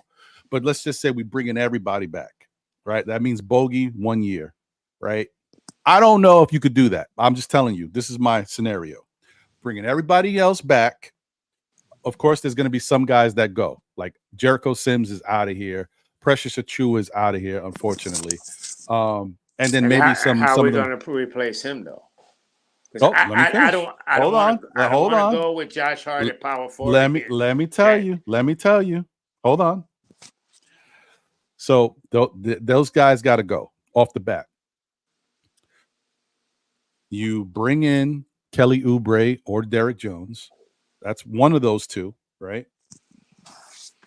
You draft Zach Edey and Dunn. And done. Yeah, listen, because what's really gonna hurt, guys, is everywhere I've looked, Ryan Dunn has looked like he's going to the Knicks, which means everybody knows Ryan Dunn is the Knicks. How tall is Ryan Dunn? 6'5", 6'7", 6'7", something like that. He's a bigger guy. He's above average, about 6'7", 6'8". You're getting rid of Precious. You get rid of Precious. You're getting rid of our backup power forward. You're getting rid of a big. But remember, I said Zach Edey. Remember, I said Zach Edey. He's a rookie. You think Tibbs is going to use him?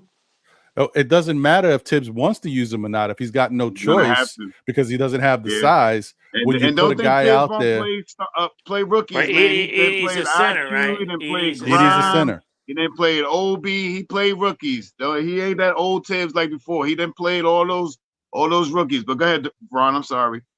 All right. So remember, and the point. Remember the point that we were saying.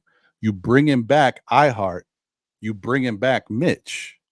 A lot of time, and you still add an Edey. Yes, you are. But you're gonna have three centers. Yeah, I mean, we got Jericho Sims. So you replace the power forward with a center. Now, who's going to be our backup power forward? Well, let's not forget, you're almost getting backup power forwards addition by subtraction, because technically OG plays the power forward, but Julius is our main guy. And we didn't have Julius for 40-something games. So you're getting a healthy backup. I'm talking about backup. Like I said, remember, Tibbs don't play a lot of guys. We're Okay, talking about so- adding Julius back into the lineup with Okay. OG.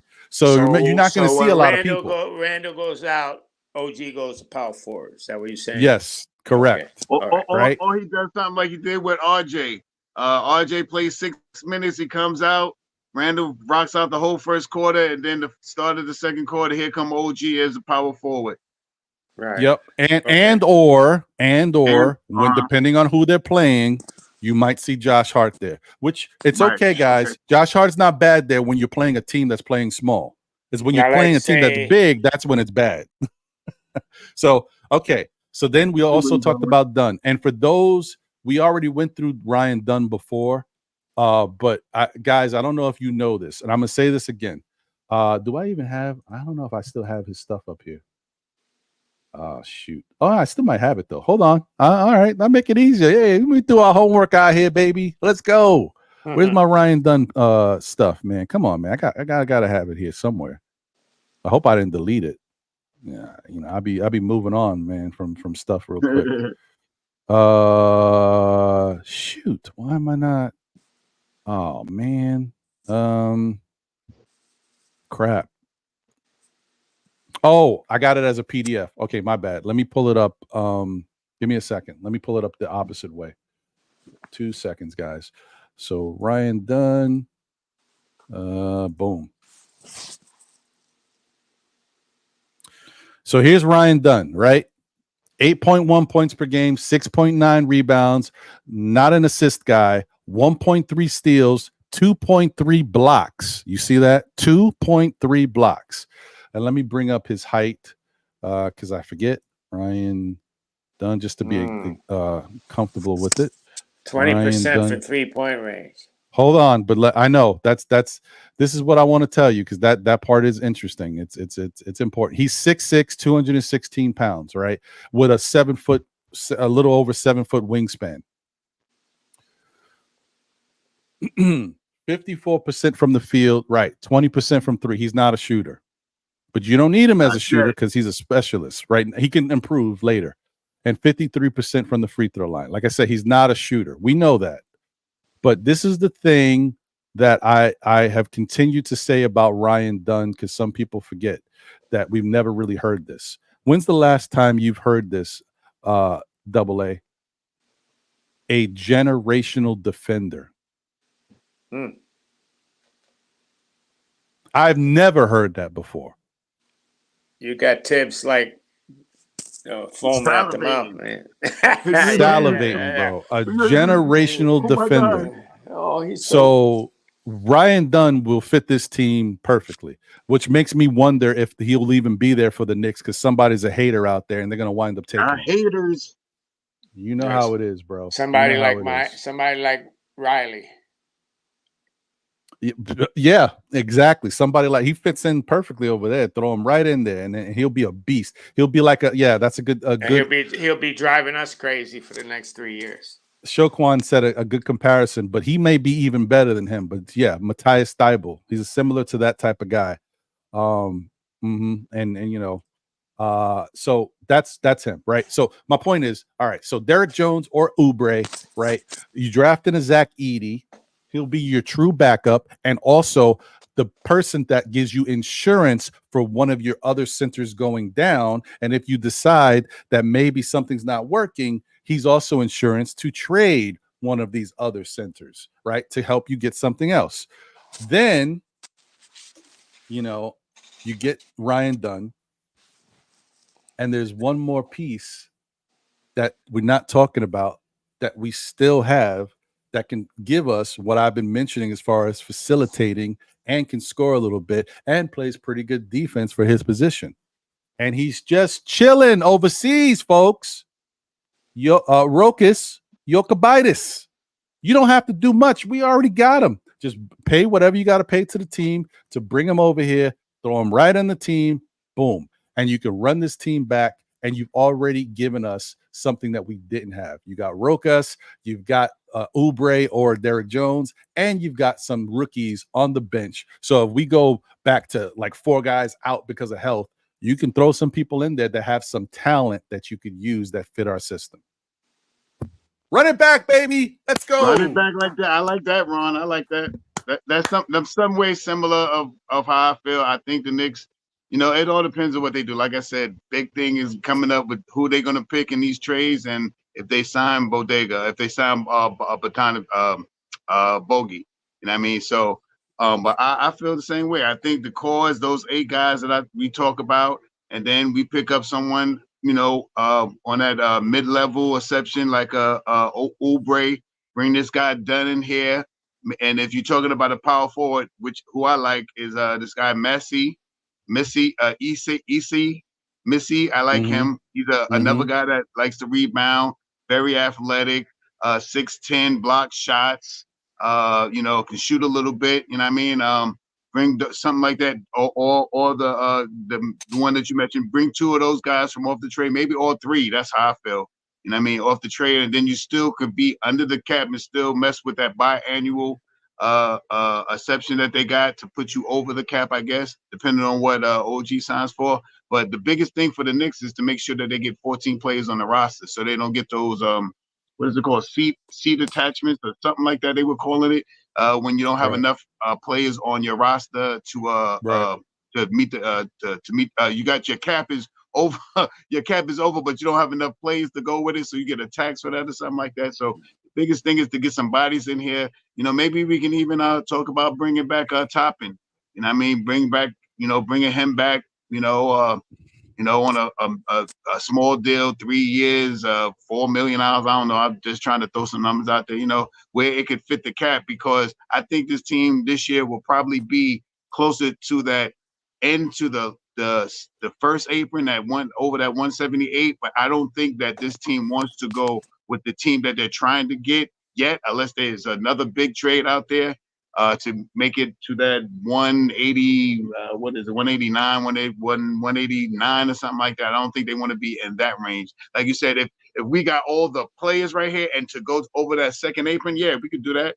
And I mean, you know how much you pay when you go to the Garden to pay for them tickets, and you in the 300 section up there, you know how much you pay for them tickets. So imagine those tickets that's under the barrier. Anyway, with that being said, I think this is the way the team is going to go. I believe that they're going to try to pick up all 3 of those picks that they got, because that's only $6 million to the books, and it's 3 players that you could put on the bench. Let them, watch the start, how the NBA games are played. If they're not so much ready for the NBA style of basketball, you can send them to the G League. I think this guy Dunn is going to be, like you said, salivating. Tom Thibodeau already talking. We need him. We got to move. If we got to move up for him, we got to get him. I think the Knicks want him. He's a New York guy, CAA, backing. So, this is if this was a bad thing, this would be called a red flag right here. This right here, this is the guy I think that they're going to get. Other than all the other guys, I think this is one of the guys that they pick up. Right. And let me just clarify. I was just saying this to put things in context so that guys can understand, like, similar type of game. No. Someone said it. Shoot. Shout out to Silk Sutton. He said Ron Rokas Jokobitis has an out in his contract, won't cost Knicks nothing to join. Yeah, that makes sense, because it's been time. So he's already kind of fulfilled some of the stuff before we had to pay to get him out of there. But now I guess that makes sense. I can rock with that. I forgot who said it. About Tybo. Yeah. Oh, I mean, I think it was Luke Skywalker Visions. Yeah. So Dunn is not Tybo. Way better and athletic citizen. True. I didn't get, guys. I hate the fact. Listen, as a content creator, Sha knows this. As a content creator, we get so limited because of the certain things that this platform allows us to get away with without stifling us. You know what I mean? I want to make this show one of the best shows out there. I want to give you guys everything you deserve so that we can make this content even better. I can't show you videos because every video I put up, I get copyrighted. So I'm like, and then when you try to show videos of college players, oh my God, the NCAA shuts you down. I don't know how other people get away with it. I can't. I've tried many times. We even tried to do draft specials while in the middle of the special, they cut the show. So look, Dunn is a leaper, bro. You watch some highlights. Dunn gets busy. Dunn dunking on everybody. Dunn Yeah, is a that, I monster. mean, 2.3 blocks. That means you you No, doing no, yeah, something. Dunn is a beast. So You ain't just putting your hands up. exactly. So I don't want to say, I don't want to downplay him either. I just don't like to hype up college guys too much until they get in the NBA. But if we're being real, if I was going off the hype, when they say generational defender, he's no Matthias Thybulle. You know what I mean? When they say generational defender, this is somebody that in the next 5 years or so will be in the defensive player of the year conversation. That's who we're talking about. So I just want to throw that out there. Generational defender is not something I've ever heard before, and it's not something that's easily thrown around. So if this guy is that good on defense, just tells you, maybe not now when he first comes into the league, by the time he's in the league 5 years or so, he should be mentioned as one of the top defenders in the league. So that alone tells you who he is and how he fits in. I think someone else had asked, who is this guy? That's who he is. But to be compared to Thybulle at this time in his career, just coming out of college, that's a compliment. Yes, it is. Thybulle is a good player. He's been all NBA a couple of years, you know what I'm saying? So to be, mentioned as, a person with skills like that, that's a compliment. So nobody should take that as a slight against him. The hope is that's potential. Now, a lot of players have come in the NBA and not reached that potential for some reason or not, be it injuries or be it whatever.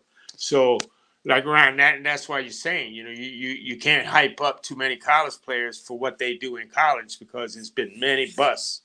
Right. Many busts. Anthony Bennett. I feel bad for that guy. Oh man, Sam Bowie. Oh, I hate bringing up. At least Sam Bowie did a little something. I hate bringing up Anthony Bennett, man. I feel bad for that guy. I don't know what it's like to be an NBA player. I don't know what it's like to be the number one pick in a draft and work hard at something and then really turn into a bust. What was that other big dude? The one that got drafted before Durant. Greg Oden. Greg Oden. Oh, but at least I said this the other day. I don't know what show it was, but shout out to Greg Oden. He could play. He just kept getting hurt, and some of his injuries were horrible, and he was never the same. But that dude had skills. Oh yeah. So I don't want to blame him because when he was out there, he could get busy. It's just he got hurt, and it was never the same. Too many injuries, debilitating injuries at that. Yeah, exactly. So Oden wasn't a bust. Yeah, I agree. I don't think he was a bust. He just got horrible injuries. Like those type of injuries could happen to anybody. Those type of injuries. But if you're a bust if you don't fulfill your potential, be it because of injuries or whatever. What we're saying is he didn't fulfill his potential. Right. Okay, let's change that. He wasn't a bust. He didn't fulfill his potential. Correct. But someone else. If you were drafted number one and you didn't become an all-star, you didn't play in the all-star game, you didn't lead the league in scoring, you didn't average 20 points a game, whatever, you were a bust, I think. You know who was the best player? We're getting sidetracked, but you know who was the best player that was almost, I don't want to call him a bust, but almost didn't fulfill his potential? Steph Curry. Steph Curry was almost up out of here, man. Right. If he didn't go, if it wasn't for Mark Jackson, if he didn't go see the witch doctor and get that European muscle treatment, whatever they did to his ankle to bring him back to life. Yeah, his ankle. See, that's the thing. These young whippersnappers, the young ones, they don't remember that. They won't. Steph Curry was basically useless for a year and a half. He just kept getting hurt. He could not get it right. And people were like, is he going to be a bust? Because he couldn't stay healthy. And then all of a sudden, like I said, he got the witch doctor and the European treatment or whatever. And look at what he turned into. Look what he turned into. One of the best ever. Well, the horror story is we wanted to draft him and he got drafted ahead of us. Yeah, and it's crazy. Like, just I don't know why people do this. They just make Knicks fans go nuts, man. But it's it's history, and so some people need to know.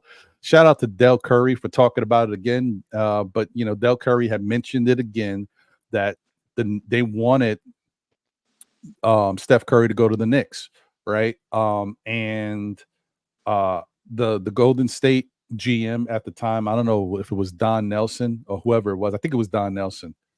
Called Del Curry and said, "Listen, we're going to draft your son. Are you okay with that?" And Del Curry said, "No, no, we don't want him going to you guys. We want him going to New York."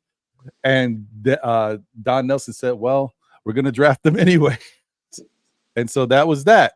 You know, and that you know was what? that. Del Curry should have turned around and called the Knicks and said, "You better trade up if you want him." I mean, they should have done something. But it is what it is. And he wound up becoming one of the best ever and winning championships with Golden State. So Elsewhere.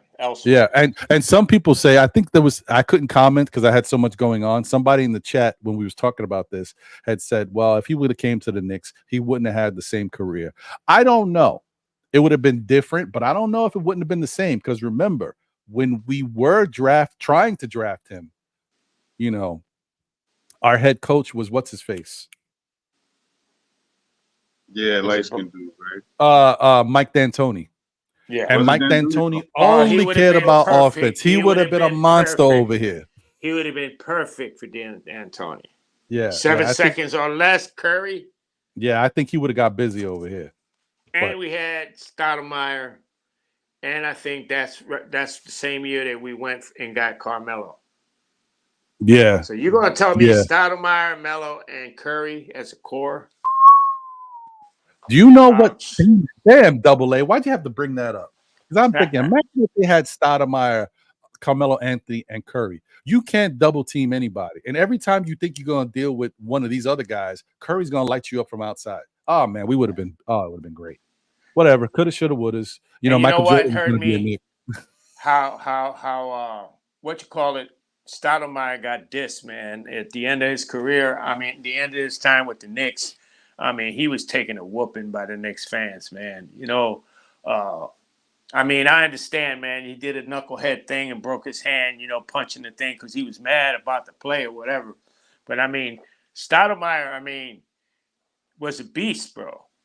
Right. Even when he first came over to us, he was a beast. You know, and he had to give up something when Melo came. But I'm saying, you know, Nitty and this is what we're going back to saying, not their fault. He got injured or whatever. Stoudemire deserved a lot better treatment, I think, at the end of his Knick tenure than he got. Because it was like, boom. I don't even know how he got up out of here. Right. To tell you the truth. I don't remember if he was cut, if he was released, if he was traded. What was the deal? You know, if he played with somebody else. Didn't he play with Miami or somebody after us? I don't know. It wasn't Miami, but I thought I remember him playing with somebody else. He did go somewhere else. It wasn't Miami, though. I can't remember now. But I do know that when he punched that freaking fire hydrant in the playoffs, that didn't help.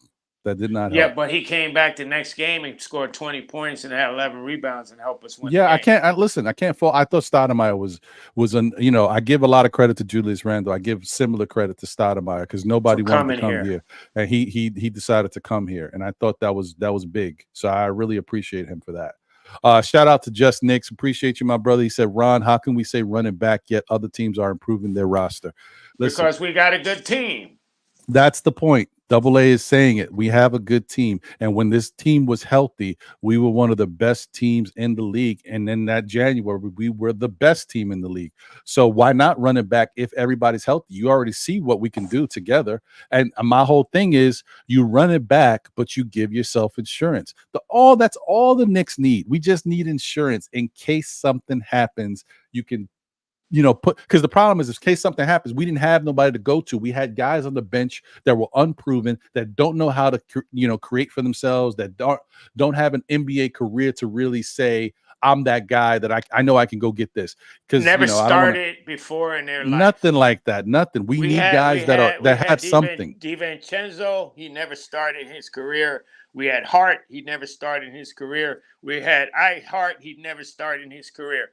That's 3 people in the starting lineup out the gate that never started in their career. Yet Jalen Brunson led us to the 2nd seed. But this man I'm not get 1 vote for MVP. And I'm not even talking about those guys. That's another good point that you're making, Double A. I was talking about the guys on the bench because those guys were going to play either way, but we didn't have enough help. That's why guys had to play 40+ minutes, because there's nobody else that Tibbs can go to the bench and say, come give this guy some, because he can't depend on Jacob Toppin. You know, he can't point to the bench and say, all right, you go in there and get it done, because they can't get it done yet. They're not ready, or they never will be ready. We don't know.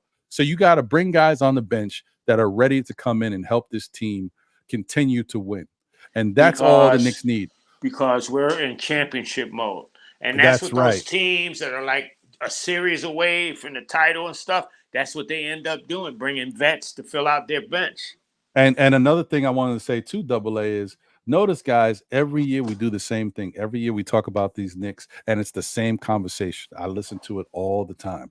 Oh, well, you know, the Knicks are okay. I mean, I don't know, but are they going to be able to deal with Indiana? Are they going to be able to deal with Orlando? Detroit's getting better. The Houstons of the world are getting better. Every year it's the same thing. And you know what? Every year the Knicks have to fight throughout the season. And what happened this season?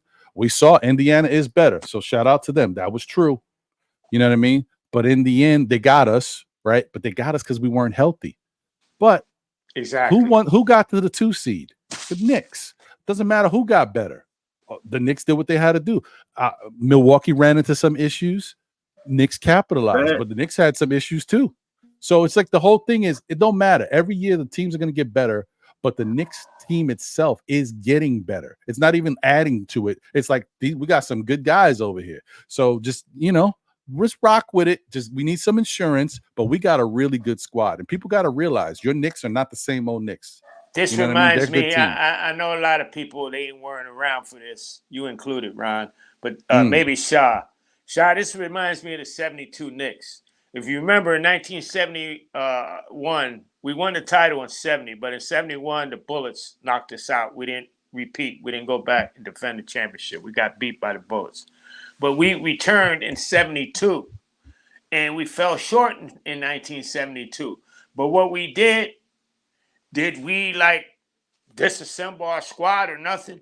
No, we let them marinate another year. In 1973, we won the championship. We went back and we won the championship with the same team, you know. So it's a matter of what your team looks like. And the Knicks are that type. I mean, the players that they have on this team, the core, like Shah was saying, and you were saying, the core players, they already gel. They already have that gel, man. They already know how to play together. You know what I mean? They need nothing else. So, you know, you can bring Towns in here and put him in our starting lineup and we could suck. It's true because it just doesn't work. But we know we have a proven thing with OG, Randall, and Brunson. We know they complement each other and it works. So this is why it's a dangerous thing. And you can't be like thinking, oh, it's going to be just, you know, like magic. When you bring, I mean, look at Brooklyn. They brought in Durant and they brought in Kyrie. And they brought in Harden. I mean, that's supposed to be a championship after championship after championship, right? But what happened? So it don't always work. So when you have a good thing like we have right now, we're in a unique situation where we got guys, Julius Randle, power forward, OG at small forward, Brunson at shooting guard. They're at the top of the game in the NBA. So why are we in a hurry of replacing them? Yeah.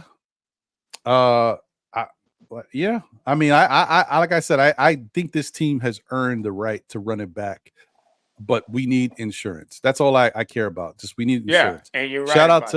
Shout out to Dorcasaurus Rex. Dunn is shorter, younger. Mitchell Robinson ain't feeling it. No, I think you got the wrong impression of him. That's not who he is. He is a guard / small forward who plays incredible defense. So here's the thing.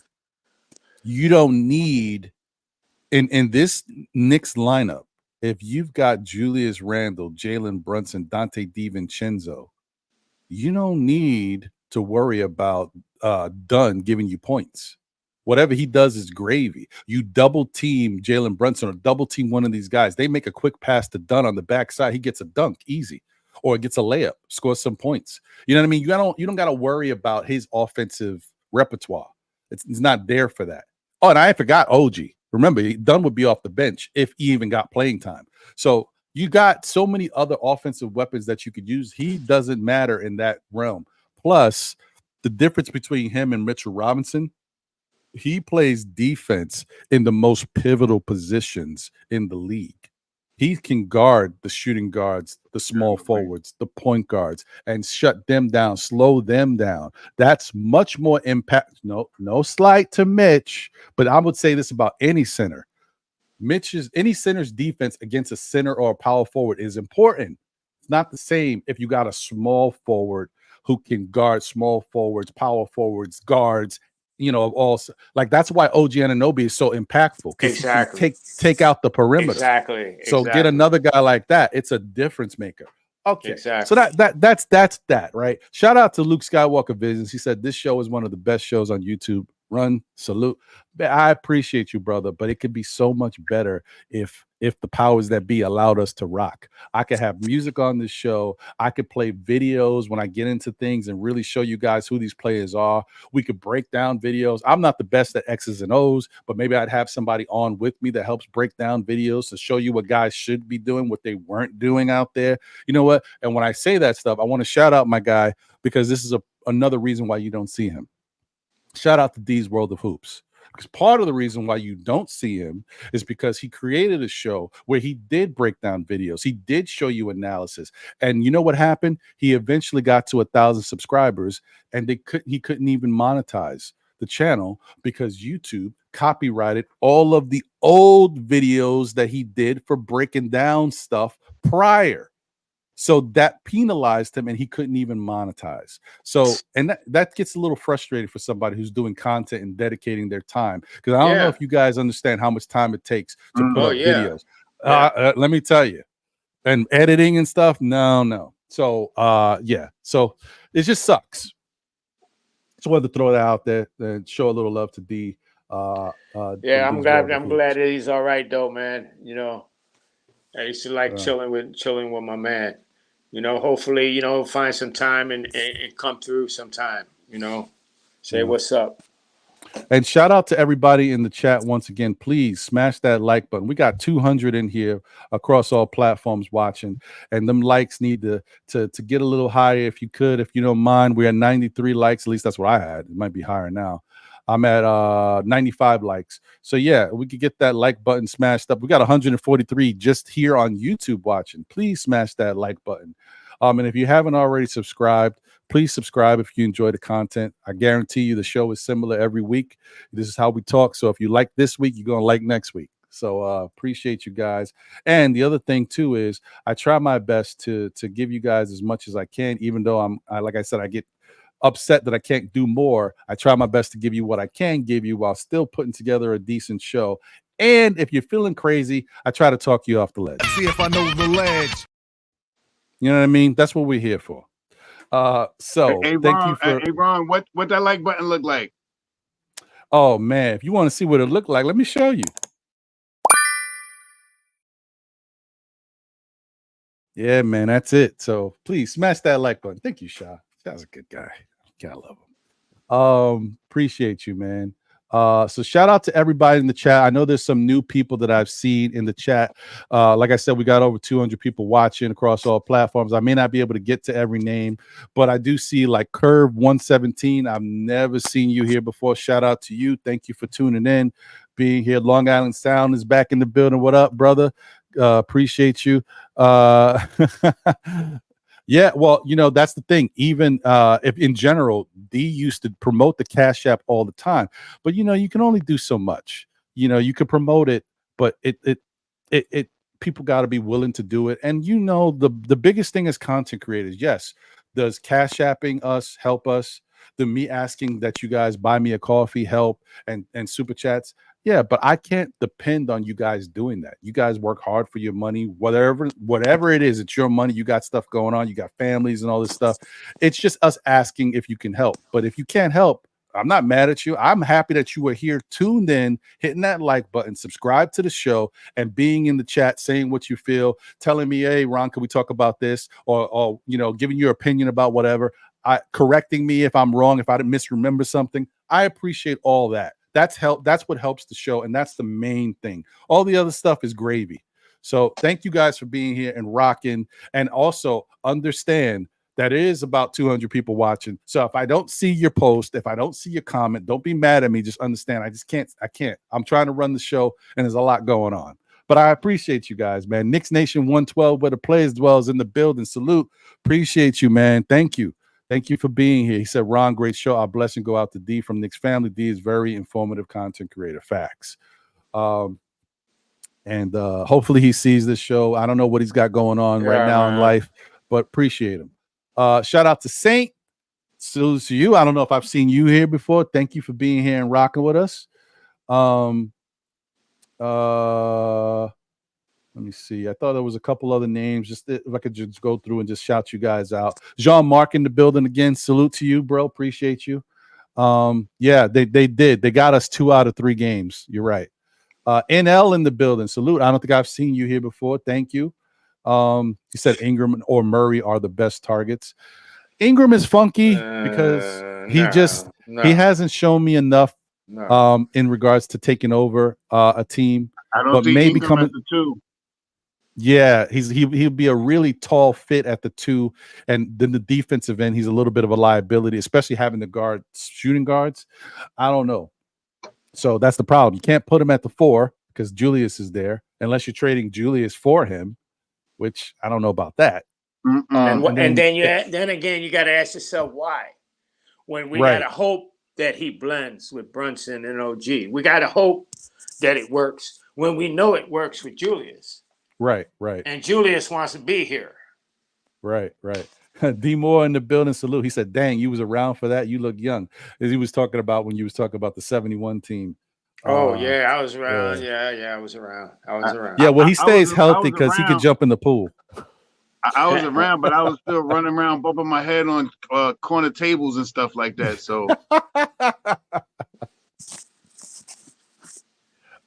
Sang Freud in the building. Salute, Sang Freud. Good to see you. He said, come on, Ron. Stat came for the $100 million contract uninsured. Yeah, I mean, listen, we made it enticing for him to come. Obviously, the money matters, but he's still, look, I don't care what you guys think. When it comes to some of these players, you could come to New York and get the $100 million uninsured, or you could go somewhere else that gives you a better chance of winning and get 80 million insured. Like, I know 20 million is a lot of money to leave on the table, but it depends on where you go. He could have wound up in Miami for all we know. Miami's a nice place to play basketball. Just saying, like, or the Lakers. LA, he could have went anywhere and got a little less money and been in a better situation at that time. But he decided to come to the Knicks and take all of the criticism and the flack. And he balled out while he was here, especially early before he got hurt. And he was all we had. Shout out to American Man. Appreciate you. I know I haven't seen you in the chat. Thank you for being here. Smash that like button if you haven't already done so. He said, all we need is a coach that doesn't run his players into the ground. I think that I appreciate your opinion, but I think we've got a lot of information that says that he didn't do it the way in which a lot of people think he did it. And, there was a necessity once everybody started getting hurt. But I hear you. I hear you, though. Shout out to Mike Boy in the building. Yeah, Jaden Ivey was a dodged missile. Yeah, we could have wound up with Jaden Ivey, and that hasn't worked out for anyone yet. Shout out to Detroit. Okay. So. Would you trade Mitchell Robinson for Jaden Ivey and Jalen Duren? Yes, I would. Mm-hmm. Yeah. No, and keep in mind, the only reason why I would is when you threw in Jalen Duren. Yeah. I wanted us to keep him. I wanted us to keep him when, we included him in that deal with, when we first got rid of the boy that we brought back to Detroit. What's his Burks? We put him in that trade because he was our original pick of ours. Yeah, no, he was. Shout out to E. Gibson in the building as well. Shout out to you, E. Gibson. Hope you're doing well. He said, I would love bringing in a DeJounte Murray and then Oubre on the cheap.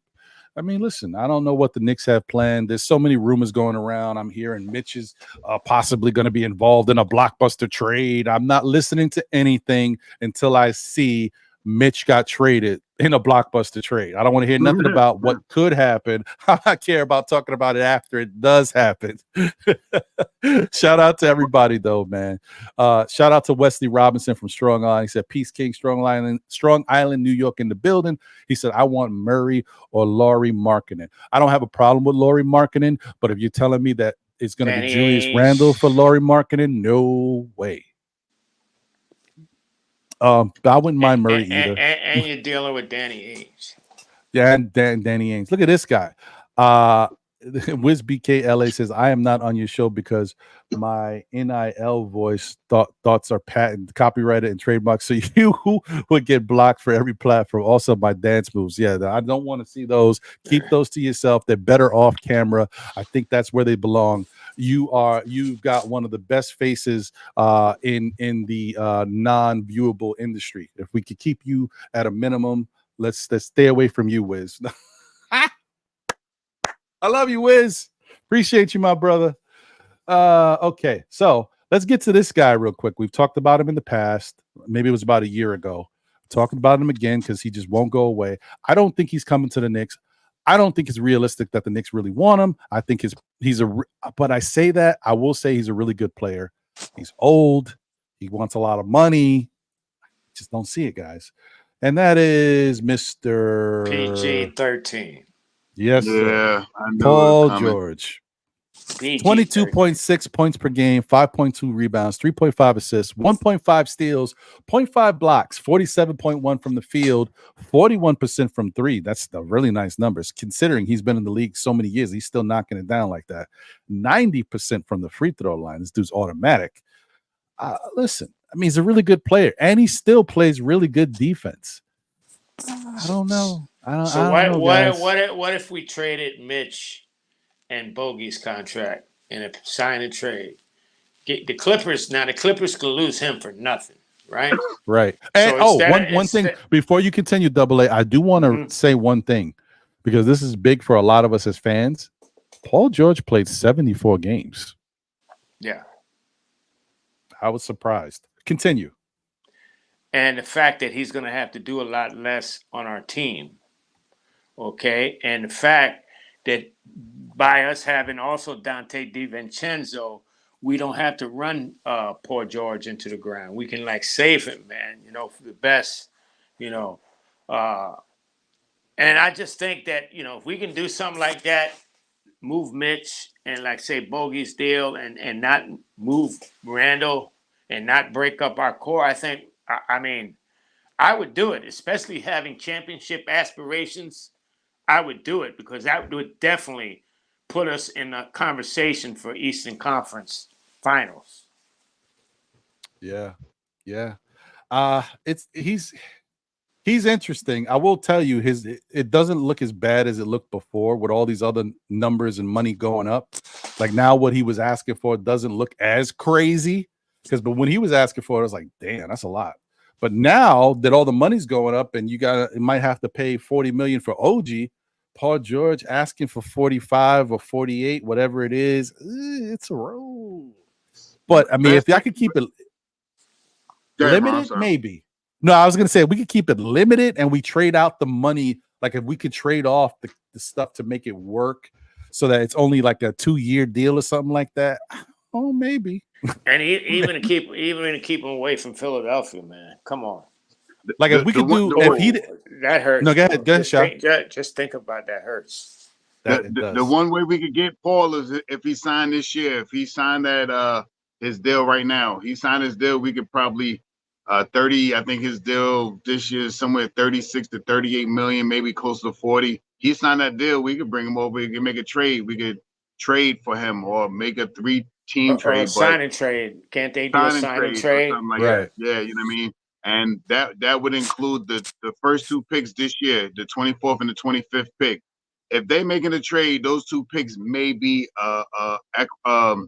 they may be in the trade. You know what I mean? Especially if they're if they're putting a package together for all the names that we already mentioned, Mitchell Robinson, Bodega, and McBride. Those 2 first-round picks right there are surely included into that deal. Right. Yeah, I mean it's interesting. But if you look at it, Shaw, Bogey makes almost 20. I think it's like 19, okay? Uh-huh. And Mitch makes 14. So right there is almost 33, 33 million. 34, So we're yeah. close. We're close to PG right there. And then you throw McBride's salary in there, another $3-4 million. That makes it, I'd rather give up a pick than give up McBride. I mean, you're still gonna have to that give pick might help us, might those not picks. help us. But Deuce is a bargain, man. I'd keep that bargain on our team. I'd rather give them a pick than that's Deuce. the big dilemma right there. If we really want Paul, it is a way that we can get Paul. It'll probably have to be Bodega, Mitchell Robinson, Deuce McBride, 3 first-round picks, 3 or 4 first-round picks to get him. Is Deuce that important to get Paul George here?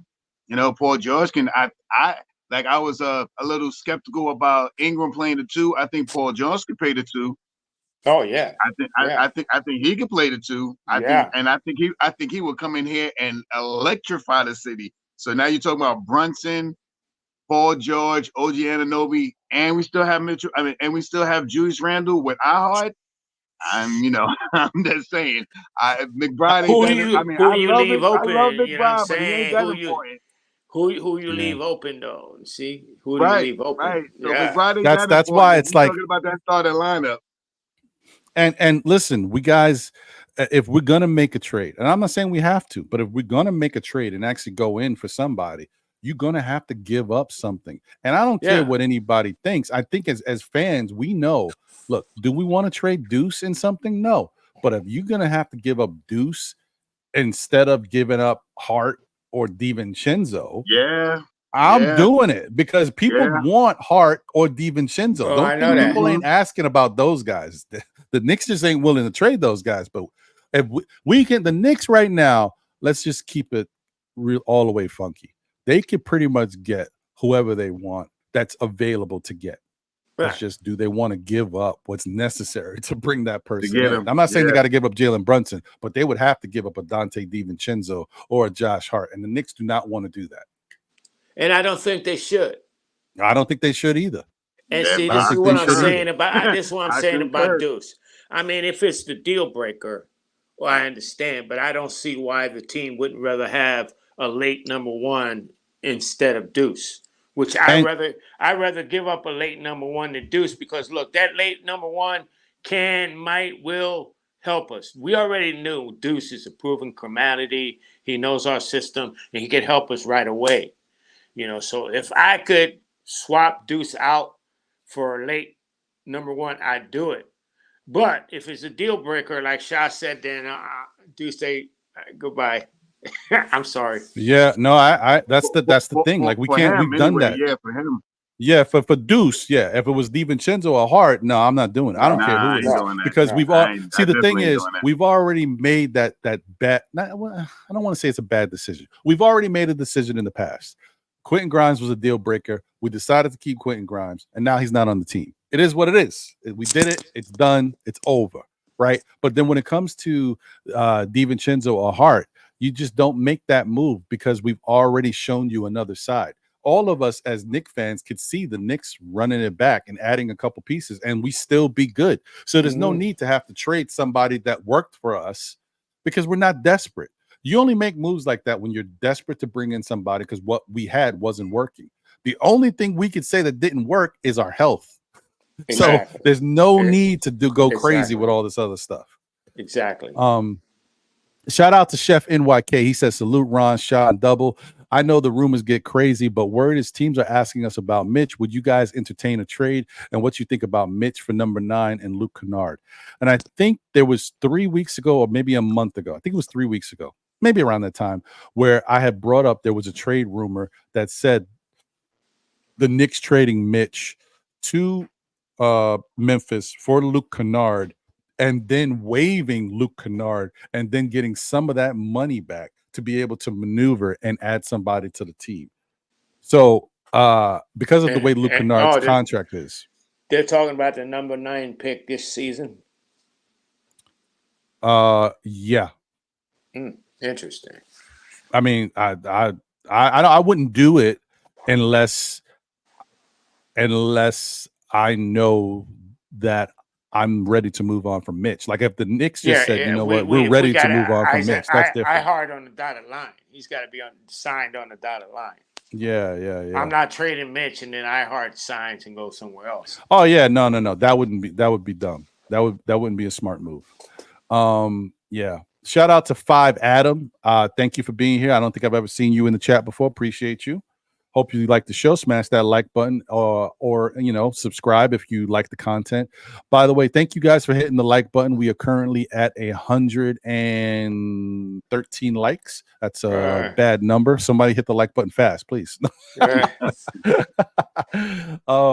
Sharon, let me kick something out to you. Because when you're thinking about bringing a star player in on this team, the one thing you got to realize is they're not going to have the same shot attempts. They're not going to have the same effect on this team, mainly because, especially if we keep Julius Randle and we have Jalen Brunson, they're not going to come in here and dominate the ball like they were doing somewhere else. So, therefore, their value kind of like their value falls a little bit in my eyes. So are they worth that $40 million, $45 million a year contract if we can get the same production, say, at shooting guard like we're getting out of DiVincenzo, where if DiVincenzo has to go off one night and give us 30 to 40 points, he can do it, right? But he doesn't have to do it. Yet he fits comfortably between Brunson, OG, and Randle because he doesn't need to rock. We bring in Donovan Mitchell. He's going to need to rock to be Donovan Mitchell. He's going to need 20 shot attempts. So where does he get that shot attempts? Who gives up the shots? Brunson, Randle, who gives up the shot attempts? And that's where disenchantment comes in. And this is what teams don't think out when they try to form like this big three and whatever, that these things are going to happen. Now, I'm going to tell you now, Miami, the reason why Miami it finally worked out, because if you remember in the beginning, when they put together those 3 players, Wade, Brock, and LeBron, it didn't really mesh. You know when it worked? When Wade and Bosh decided they were going to back off. Bosh was a 20-point scorer with Toronto. He ended up being a 15 to 16-point scorer with Miami. He had to sacrifice. Wade was a 26 to 30-point scorer, and he sacrificed. He went all the way down to 22 points a game. So unless there's willing to sacrifice in a situation like that, it ain't going to work. Like in Brooklyn, it didn't work. So what I'm saying, that being said, we got to watch out who we bring in here. Yeah.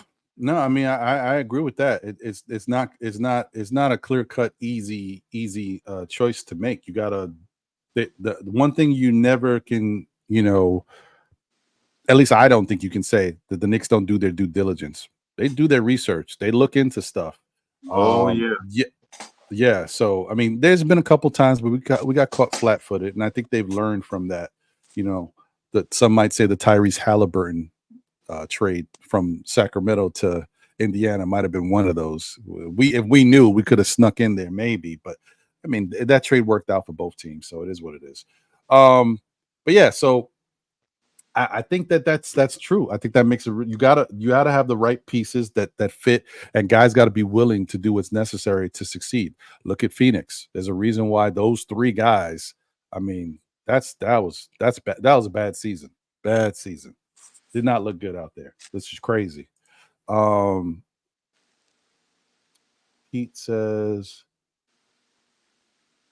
oh, he's talking about something else. I don't know. I mean, it's interesting. I would just say that the Knicks have a lot of options. We've already talked about how they could run it back. You could have your own scenario of who you like. It doesn't matter who you want to bring in. The bottom line is this same team could win going forward. They could make it to the Eastern Conference Finals. They might be able to beat Boston if that's Boston you're facing. But in order to solidify that, you need to have some insurance. I don't care if it's the guys that I mentioned or whoever you want.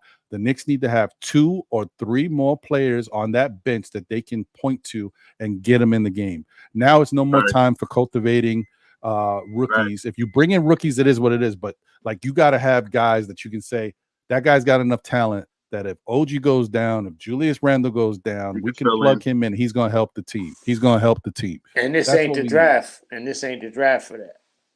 Right. Well, yeah. Unfortunately, it's not really the draft for that. Yeah. John Mark, shout out to you. Appreciate you. Thank you for being here. He said, Ron, who would you pick with the number 6 pick? I'll be honest with you, man. I don't know. I don't have a lot of horses in this draft. I don't hold on. Let me pull this up and I'll tell you right now. 2024. Boom. Okay, let's see here. No, I don't want this. Let me go with this. Is this better? Okay, this is better. So if it had the number 6 pick, it depends on who's there, but honestly, shout out to Hard Will. If Stephon Castle is there at 6, I'm taking Stephon Castle. You know, his nephew, because his nephew can ball. He's got a lot of good attributes in his game. He's got good size for his position, and he just may be able to improve, better and better once he gets into the league and gets comfortable. I like Devin Carter though as well. So it kind of, like I said, if Stephen Castle was there, some people have Stephen Castle going anywhere from 4 to 6, 4, 5, or 6. If he was there, then I might take him. But if Devin Carter was there and I had the 6th pick, Devin Carter looks like he got a good game, man. He's a bucket. I like his game, so I might take him. Outside of that, I don't really know. I haven't done a deep dive into the draft. I'm going to do some research tomorrow and take a look. We're going to talk about the draft a little bit on Monday night's SKF Weekly because the draft is Thursday. And so I'll have a better idea. But right now, just off the top of my head, that's where I would be looking at. Stephon Castle or Devin Carter is probably what I would be looking at. The other guys like Alexandre Sarr, those guys should be gone. The Reed Shepherds, the Zachary Risacher, or whatever. I can't even say his name. The Matas Buzelis. I don't know. I don't think those guys are going to be there. And I don't know enough about other guys. Robert Dillingham looks like a good player out of Kentucky, but he don't play defense like that. So I I don't know. Do you guys have a thought if the Knicks had the 6th pick? Do you have somebody you would draft? This is more like a potential draft. Everybody you draft, you got to hope that they turn out to be something. Like, it's no sure shot. There's no sure thing. And that's why your boy Durham makes a lot of sense, Ron, because at least he has something that he can bank on. You know, if you can last in the NBA, if you have a decent size and you can play defense, you can last. You can hook up with a team and you can survive. You know what I mean? But if your game is just purely like offense or whatever, sometimes it don't translate and then you lost. Or you go to a team like the Knicks where you got a defensive-minded coach and you can't play defense, so you ain't seeing the light of day. So you might as well career over. You know, make your reservations for Europe. You know, so and ain't no player coming out this draft coming to the Knicks if they don't know how to play defense. There you go. There's no if you are an offensive-minded player in this draft, the Knicks ain't looking at you. That's how I feel anyway. You know what I mean? That's facts. Knicks, these last couple of years, the Knicks has been a defensive-minded team under Tom Thibodeau, and he brings the best out of the players that he has. And if you play defense, you can possibly get into that circle of trust of Tom Thibodeau, and then you might have a couple of games that you could go in there and play some good basketball. But if you don't play no defense, as Raw Hebrew says, no defense, no bueno. Mm-hmm. That's a fact. Yeah, I mean, listen, like I said, you kind of caught me out here. I don't know about Carter being the 6th pick, but I'm just saying, like, I only know limited guys right now that I looked at that I said, okay, that this guy could ball. So I haven't really taken a deep dive into a lot of these guys to be able to tell you who I would pick. You know, in previous years, we did we did draft shows where we would break down a bunch of different guys and even give you, European players or overseas players that you guys should take a look at. Because the Knicks haven't really drafted a lot recently, they've traded around a lot. I just didn't focus this year on the draft because I wasn't even sold that the Knicks would actually use these picks. But it looks like we're getting closer. They're actually going to use them. So, do you think at least some of them? You think it's because of the salary stuff situation? Now the teams are going to have to use that 13th and 14th man salary as fillers. You know what I mean? To keep that roster, keep that payroll down. Facts. So I think this is why maybe they will actually use these 2 picks. Or maybe combine them to get somebody like they really want. But Durham. My whole thing is like that's where 24. Will he fall? That's the thing, Double A. I don't know. Like this draft is so funky to me. I don't even know if I would take a gamble at packaging picks to move up because I know that's been brought up and it makes sense. If you can go get a solid player that you think, I don't know who a solid player is, up to 6. Like I know Castle would be great if you could get him there, but after that, I don't know enough about these guys to say, oh, that's a can't miss. And let me tell you something. For a fan of the Knicks who has watched their first round picks and they haven't necessarily hit on these guys, I don't know. Just how about you pick where you pick? I don't want you moving up because I don't trust you, especially in this draft. Well, they got that guru from Utah that he's supposed to be, a draft guru. The guy that drafted Donovan Mitchell. Oh, Grakic? No, it's an executive we got from Utah that he was a scout. Oh no! I mean, you're talking about the guy that came from Minnesota. You mean? No. Minnesota was Rosas? No, that was Minnesota. Oh. But we also got somebody from the Jazz that he was the one that drafted Donovan Mitchell. Oh, okay. Yeah, I don't know. I got or something like that. Oh, I got to do some more research. The Knicks got too many people in that front office and guys. They got like 13 guys that I don't know what they do. This guy was supposed to be a draft guru. He knew how to find gems in the late rounds and stuff. He's the one that kind of like helped us get Deuce from Utah. Utah. Walt Perrin. Yes, Walt Perrin. I was about to say. From Utah. Once you said that, I tried to fix it. Yeah, I was about to say. Thank you, Building Blocks. Yeah, Perry. That's the one. That's the one we always talk about. Walt Perry. Once you said that, I had to think about it. Yeah, Perry is a awesome guy. He has probably been doing all the work that we have got right now. I'm pretty sure he is hard at work right now. If he's not on vacation, wondering about how they're going to work this roster out. I mean, there's always, like I said, man. If you decide that they're going to make a trade, I think those 24 and 25 picks are going to go into that trade.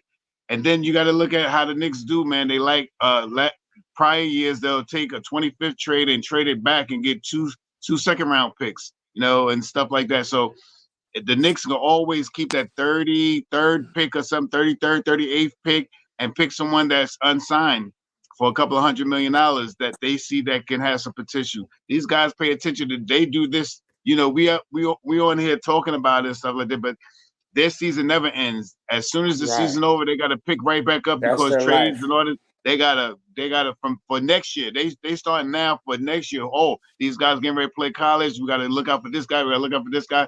So there's guys that we haven't even mentioned because you talk about the top 10 guys in the trade. Yeah, you got pros. That's a good point. No, but he's spilling the truth. I was taking a quick look at Carlton Carrington. I'm sorry, guys. Like I said, I really wish I could just put this type of stuff up on the screen so you all could see what I'm looking at. He's not bad. He's got a nice little step back game, a little crossover, and look good form. Taking his jump shot. Looks like he's got good court vision. I don't know how good his handle. Oh, it was a good pass. I don't know how good his handle is. I haven't seen enough video yet to tell you about that. That was a good pass he just made, though. Yeah, okay. Carlton Carrington doesn't look too bad. You said he's the steal of the draft. Okay, maybe. Listen, this is the thing. Like, it's all about how guys scout and can you see it. Like, can you see what Dwayne Wade was going to become? Dwayne Wade was good, but could you see he was going to be next level good? Could you see that Donovan Mitchell is going to be what Donovan Mitchell is? Like, that's the type of scouting we need as a team. That's what good teams do. Like the good teams that we say, damn it, man, you know, Miami is one of those teams. They be drafting guys, and we're like, how they always get better? They always find guys. We need that too. Ooh, damn, he shot that from the logo. Okay, Carrington. He's all right. Not bad. He's not bad at all. And I don't mind the guy like that coming off the bench. As long as he shows he can break down I need the 3Ds, dribble, drive, and dish. If he can break down look at this, pull up 3, whap. All right. Okay. All right. I see him. I like him. I like what I'm seeing. I'm gonna look at him more after the show. But yeah, so he's not bad. Ronnie, I'm gonna have to get up. But hey, it was always a pleasure, man. And thank you for allowing me to come on here. As always, I appreciate it. Let's see what we do, man. Let's see if something pops off this week. I'm hoping that they announce signing OG and Hartenstein pretty soon here. So we'll see what happens. But I think Shah is right. The draft will pretty much show their cards. You know, we'll see in what direction they're headed. But thanks, everybody, and the chat, and all you guys. Hit that like button. All right, brother. Hey, man. All right, bro. Take it easy, Double A. Hey, man, get your work in. Do what you got to do. Take a load off and jump in that pool, brother.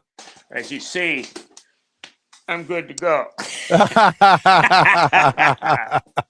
Enjoy yourself, man. All right, brother. Good. I'll talk to you next time. Later. Shout out to Shah. Thank you, brother, for being here and rocking with me as well. He had a power outage. No big deal, bro. It's hot. And, you know, that's definitely going to affect different things out here. And, you know, let's just hope that New York City don't get no power outages. And, you know, back in the day, them blackouts used to tear us up, man. We don't need none of that. Thank you to everybody here rocking. Chef NYK, Nick Jr., appreciate you. Angel Torres, my guy, was good. CC in the building. What up, Cartagena? My guy Pete Panagiotopoulos in the building. Salute. Soul Finger was good. Thank you guys for all being here and rocking. There's gonna be a lot of question marks, man. The Knicks team has a lot of options, and sometimes we get a little caught up. We look at them and they don't have a lot of money to work with, but we think that they can't do things. They can still do a lot of things out there. And part of that too, I wanted to say this earlier. When it comes to re-signing guys like iHeart and OG Anunoby, don't go crazy, guys. The Knicks are going to do what they're going to do when they're ready to do it. There's also about them having a plan for figuring out what's best for them to do going forward, like what they can do that allows the team flexibility. You don't want to just start signing people and giving money away, and then now, okay, the Knicks we can't do anything. They have to be able to make sure, okay, how are we going to bring this guy in if we decide to make a move? If we want to get a free agent, how do we use the exception and all this stuff and blah, blah, blah. And also, do we have the money allocated properly for our draft picks, which they do. But just think, you know, they have to figure all that out. So I'm assuming that guys will get re-signed after the draft is done with, right? So just wait till after Thursday. Let that stuff fall in place. Let's see if any trades or any moves happen, and then we'll start to kind of get some of this stuff solidified. I'm not saying it's going to happen right away, but it's going to have to happen after Thursday. And we'll go from there, man. We'll go from there. We're in a good spot, guys. No matter what is said, no matter what you think around the league and all these other teams offering all the money and all this, give it time, man. OG knew what he was getting into when he got traded over here, and I do think he likes New York. I do think he likes playing for this team. I know he's still getting comfortable with Tom Thibodeau, but I think he understands that Tom Thibodeau is going to bring the best out of him. You know, just got to give it a little time, and the Knicks are going to give him some good money. They're not just going to give him some deal that he's not going to get paid. So we'll see. Shout out to Official Payback in the building. Salute to you, my brother. Hope you're doing well. Oh, damn. What's going on? He said, yo, my bad. I haven't been around. My apartment complex caught fire. I have to find a new apartment fast, but we need Murray and Paul George or Bridges. Damn, man, that's the last thing you need to worry about, brother. I'm glad you're fine and healthy. You know what I mean? Get yourself something. I hope you're able to find something. I know, things are crazy these days with rents and all types of stuff, man. I hope you're able to find something quick. I'm sorry to hear that you had to go through that, brother, but I'm glad you're intact. I hope, your belongings and stuff wasn't ruined. But yeah, man, wishing you the best, bro. That stinks.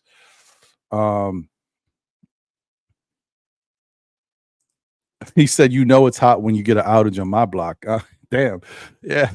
It's definitely hot, man. It's like 95 degrees right now. It's crazy out here in these streets. So yeah, everybody stay warm, stay hydrated. If you have to go outside for whatever reason, do what you got to do and get back home. Or if you have to be outside, stay in a shaded area. Make sure you got a lot of water and stuff. Stay hydrated and all that good stuff and enjoy it. Some people love this type of heat, so go out there, but be smart about it because and make sure you eat something because you can get dehydrated and pass out in this type of heat. Take care of yourselves, everybody. Once again, thank you for tuning in. Thank you for being here and rocking. Let's go Knicks. Remember, no matter what happens throughout everything, we are still Knicks fans. Tell a friend who tells a friend who tells another friend. Still Knicks fans. Will be back again, whether it be on Saturdays at 11:30-ish, so I could talk you off the ledge. Hopefully, we won't have to. Mondays for SKF Weekly with my brother John and my brother Jose when he gets back to being on the show again, full strength in the background. And then also throughout the week, whether you see me on the NBA wrap up where I'm talking NBA stuff on Nothing But Knicks, or if I'm doing the wrap up and I'm talking hip hop with my guy Eru on the front stoop. So either way, man, just continue to show love and support the shows, and we'll continue to try to give you great content.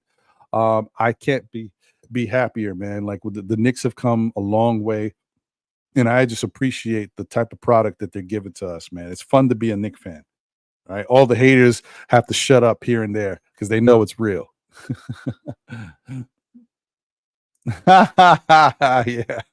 Yeah. Yeah. I wish, Wiz.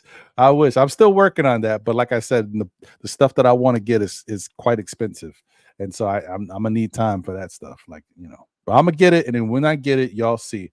That's the plan, and I may not unveil it when I do get it until we start a new season with the Knicks. Start fresh with a clean interface, nice little look, nice new mic. We'll see. We'll see. Yeah, man. But I appreciate everybody once again. Thank you guys. Let me hit y'all with a little quick promotional thing, and we'll come back and wrap up the show. You know what I mean?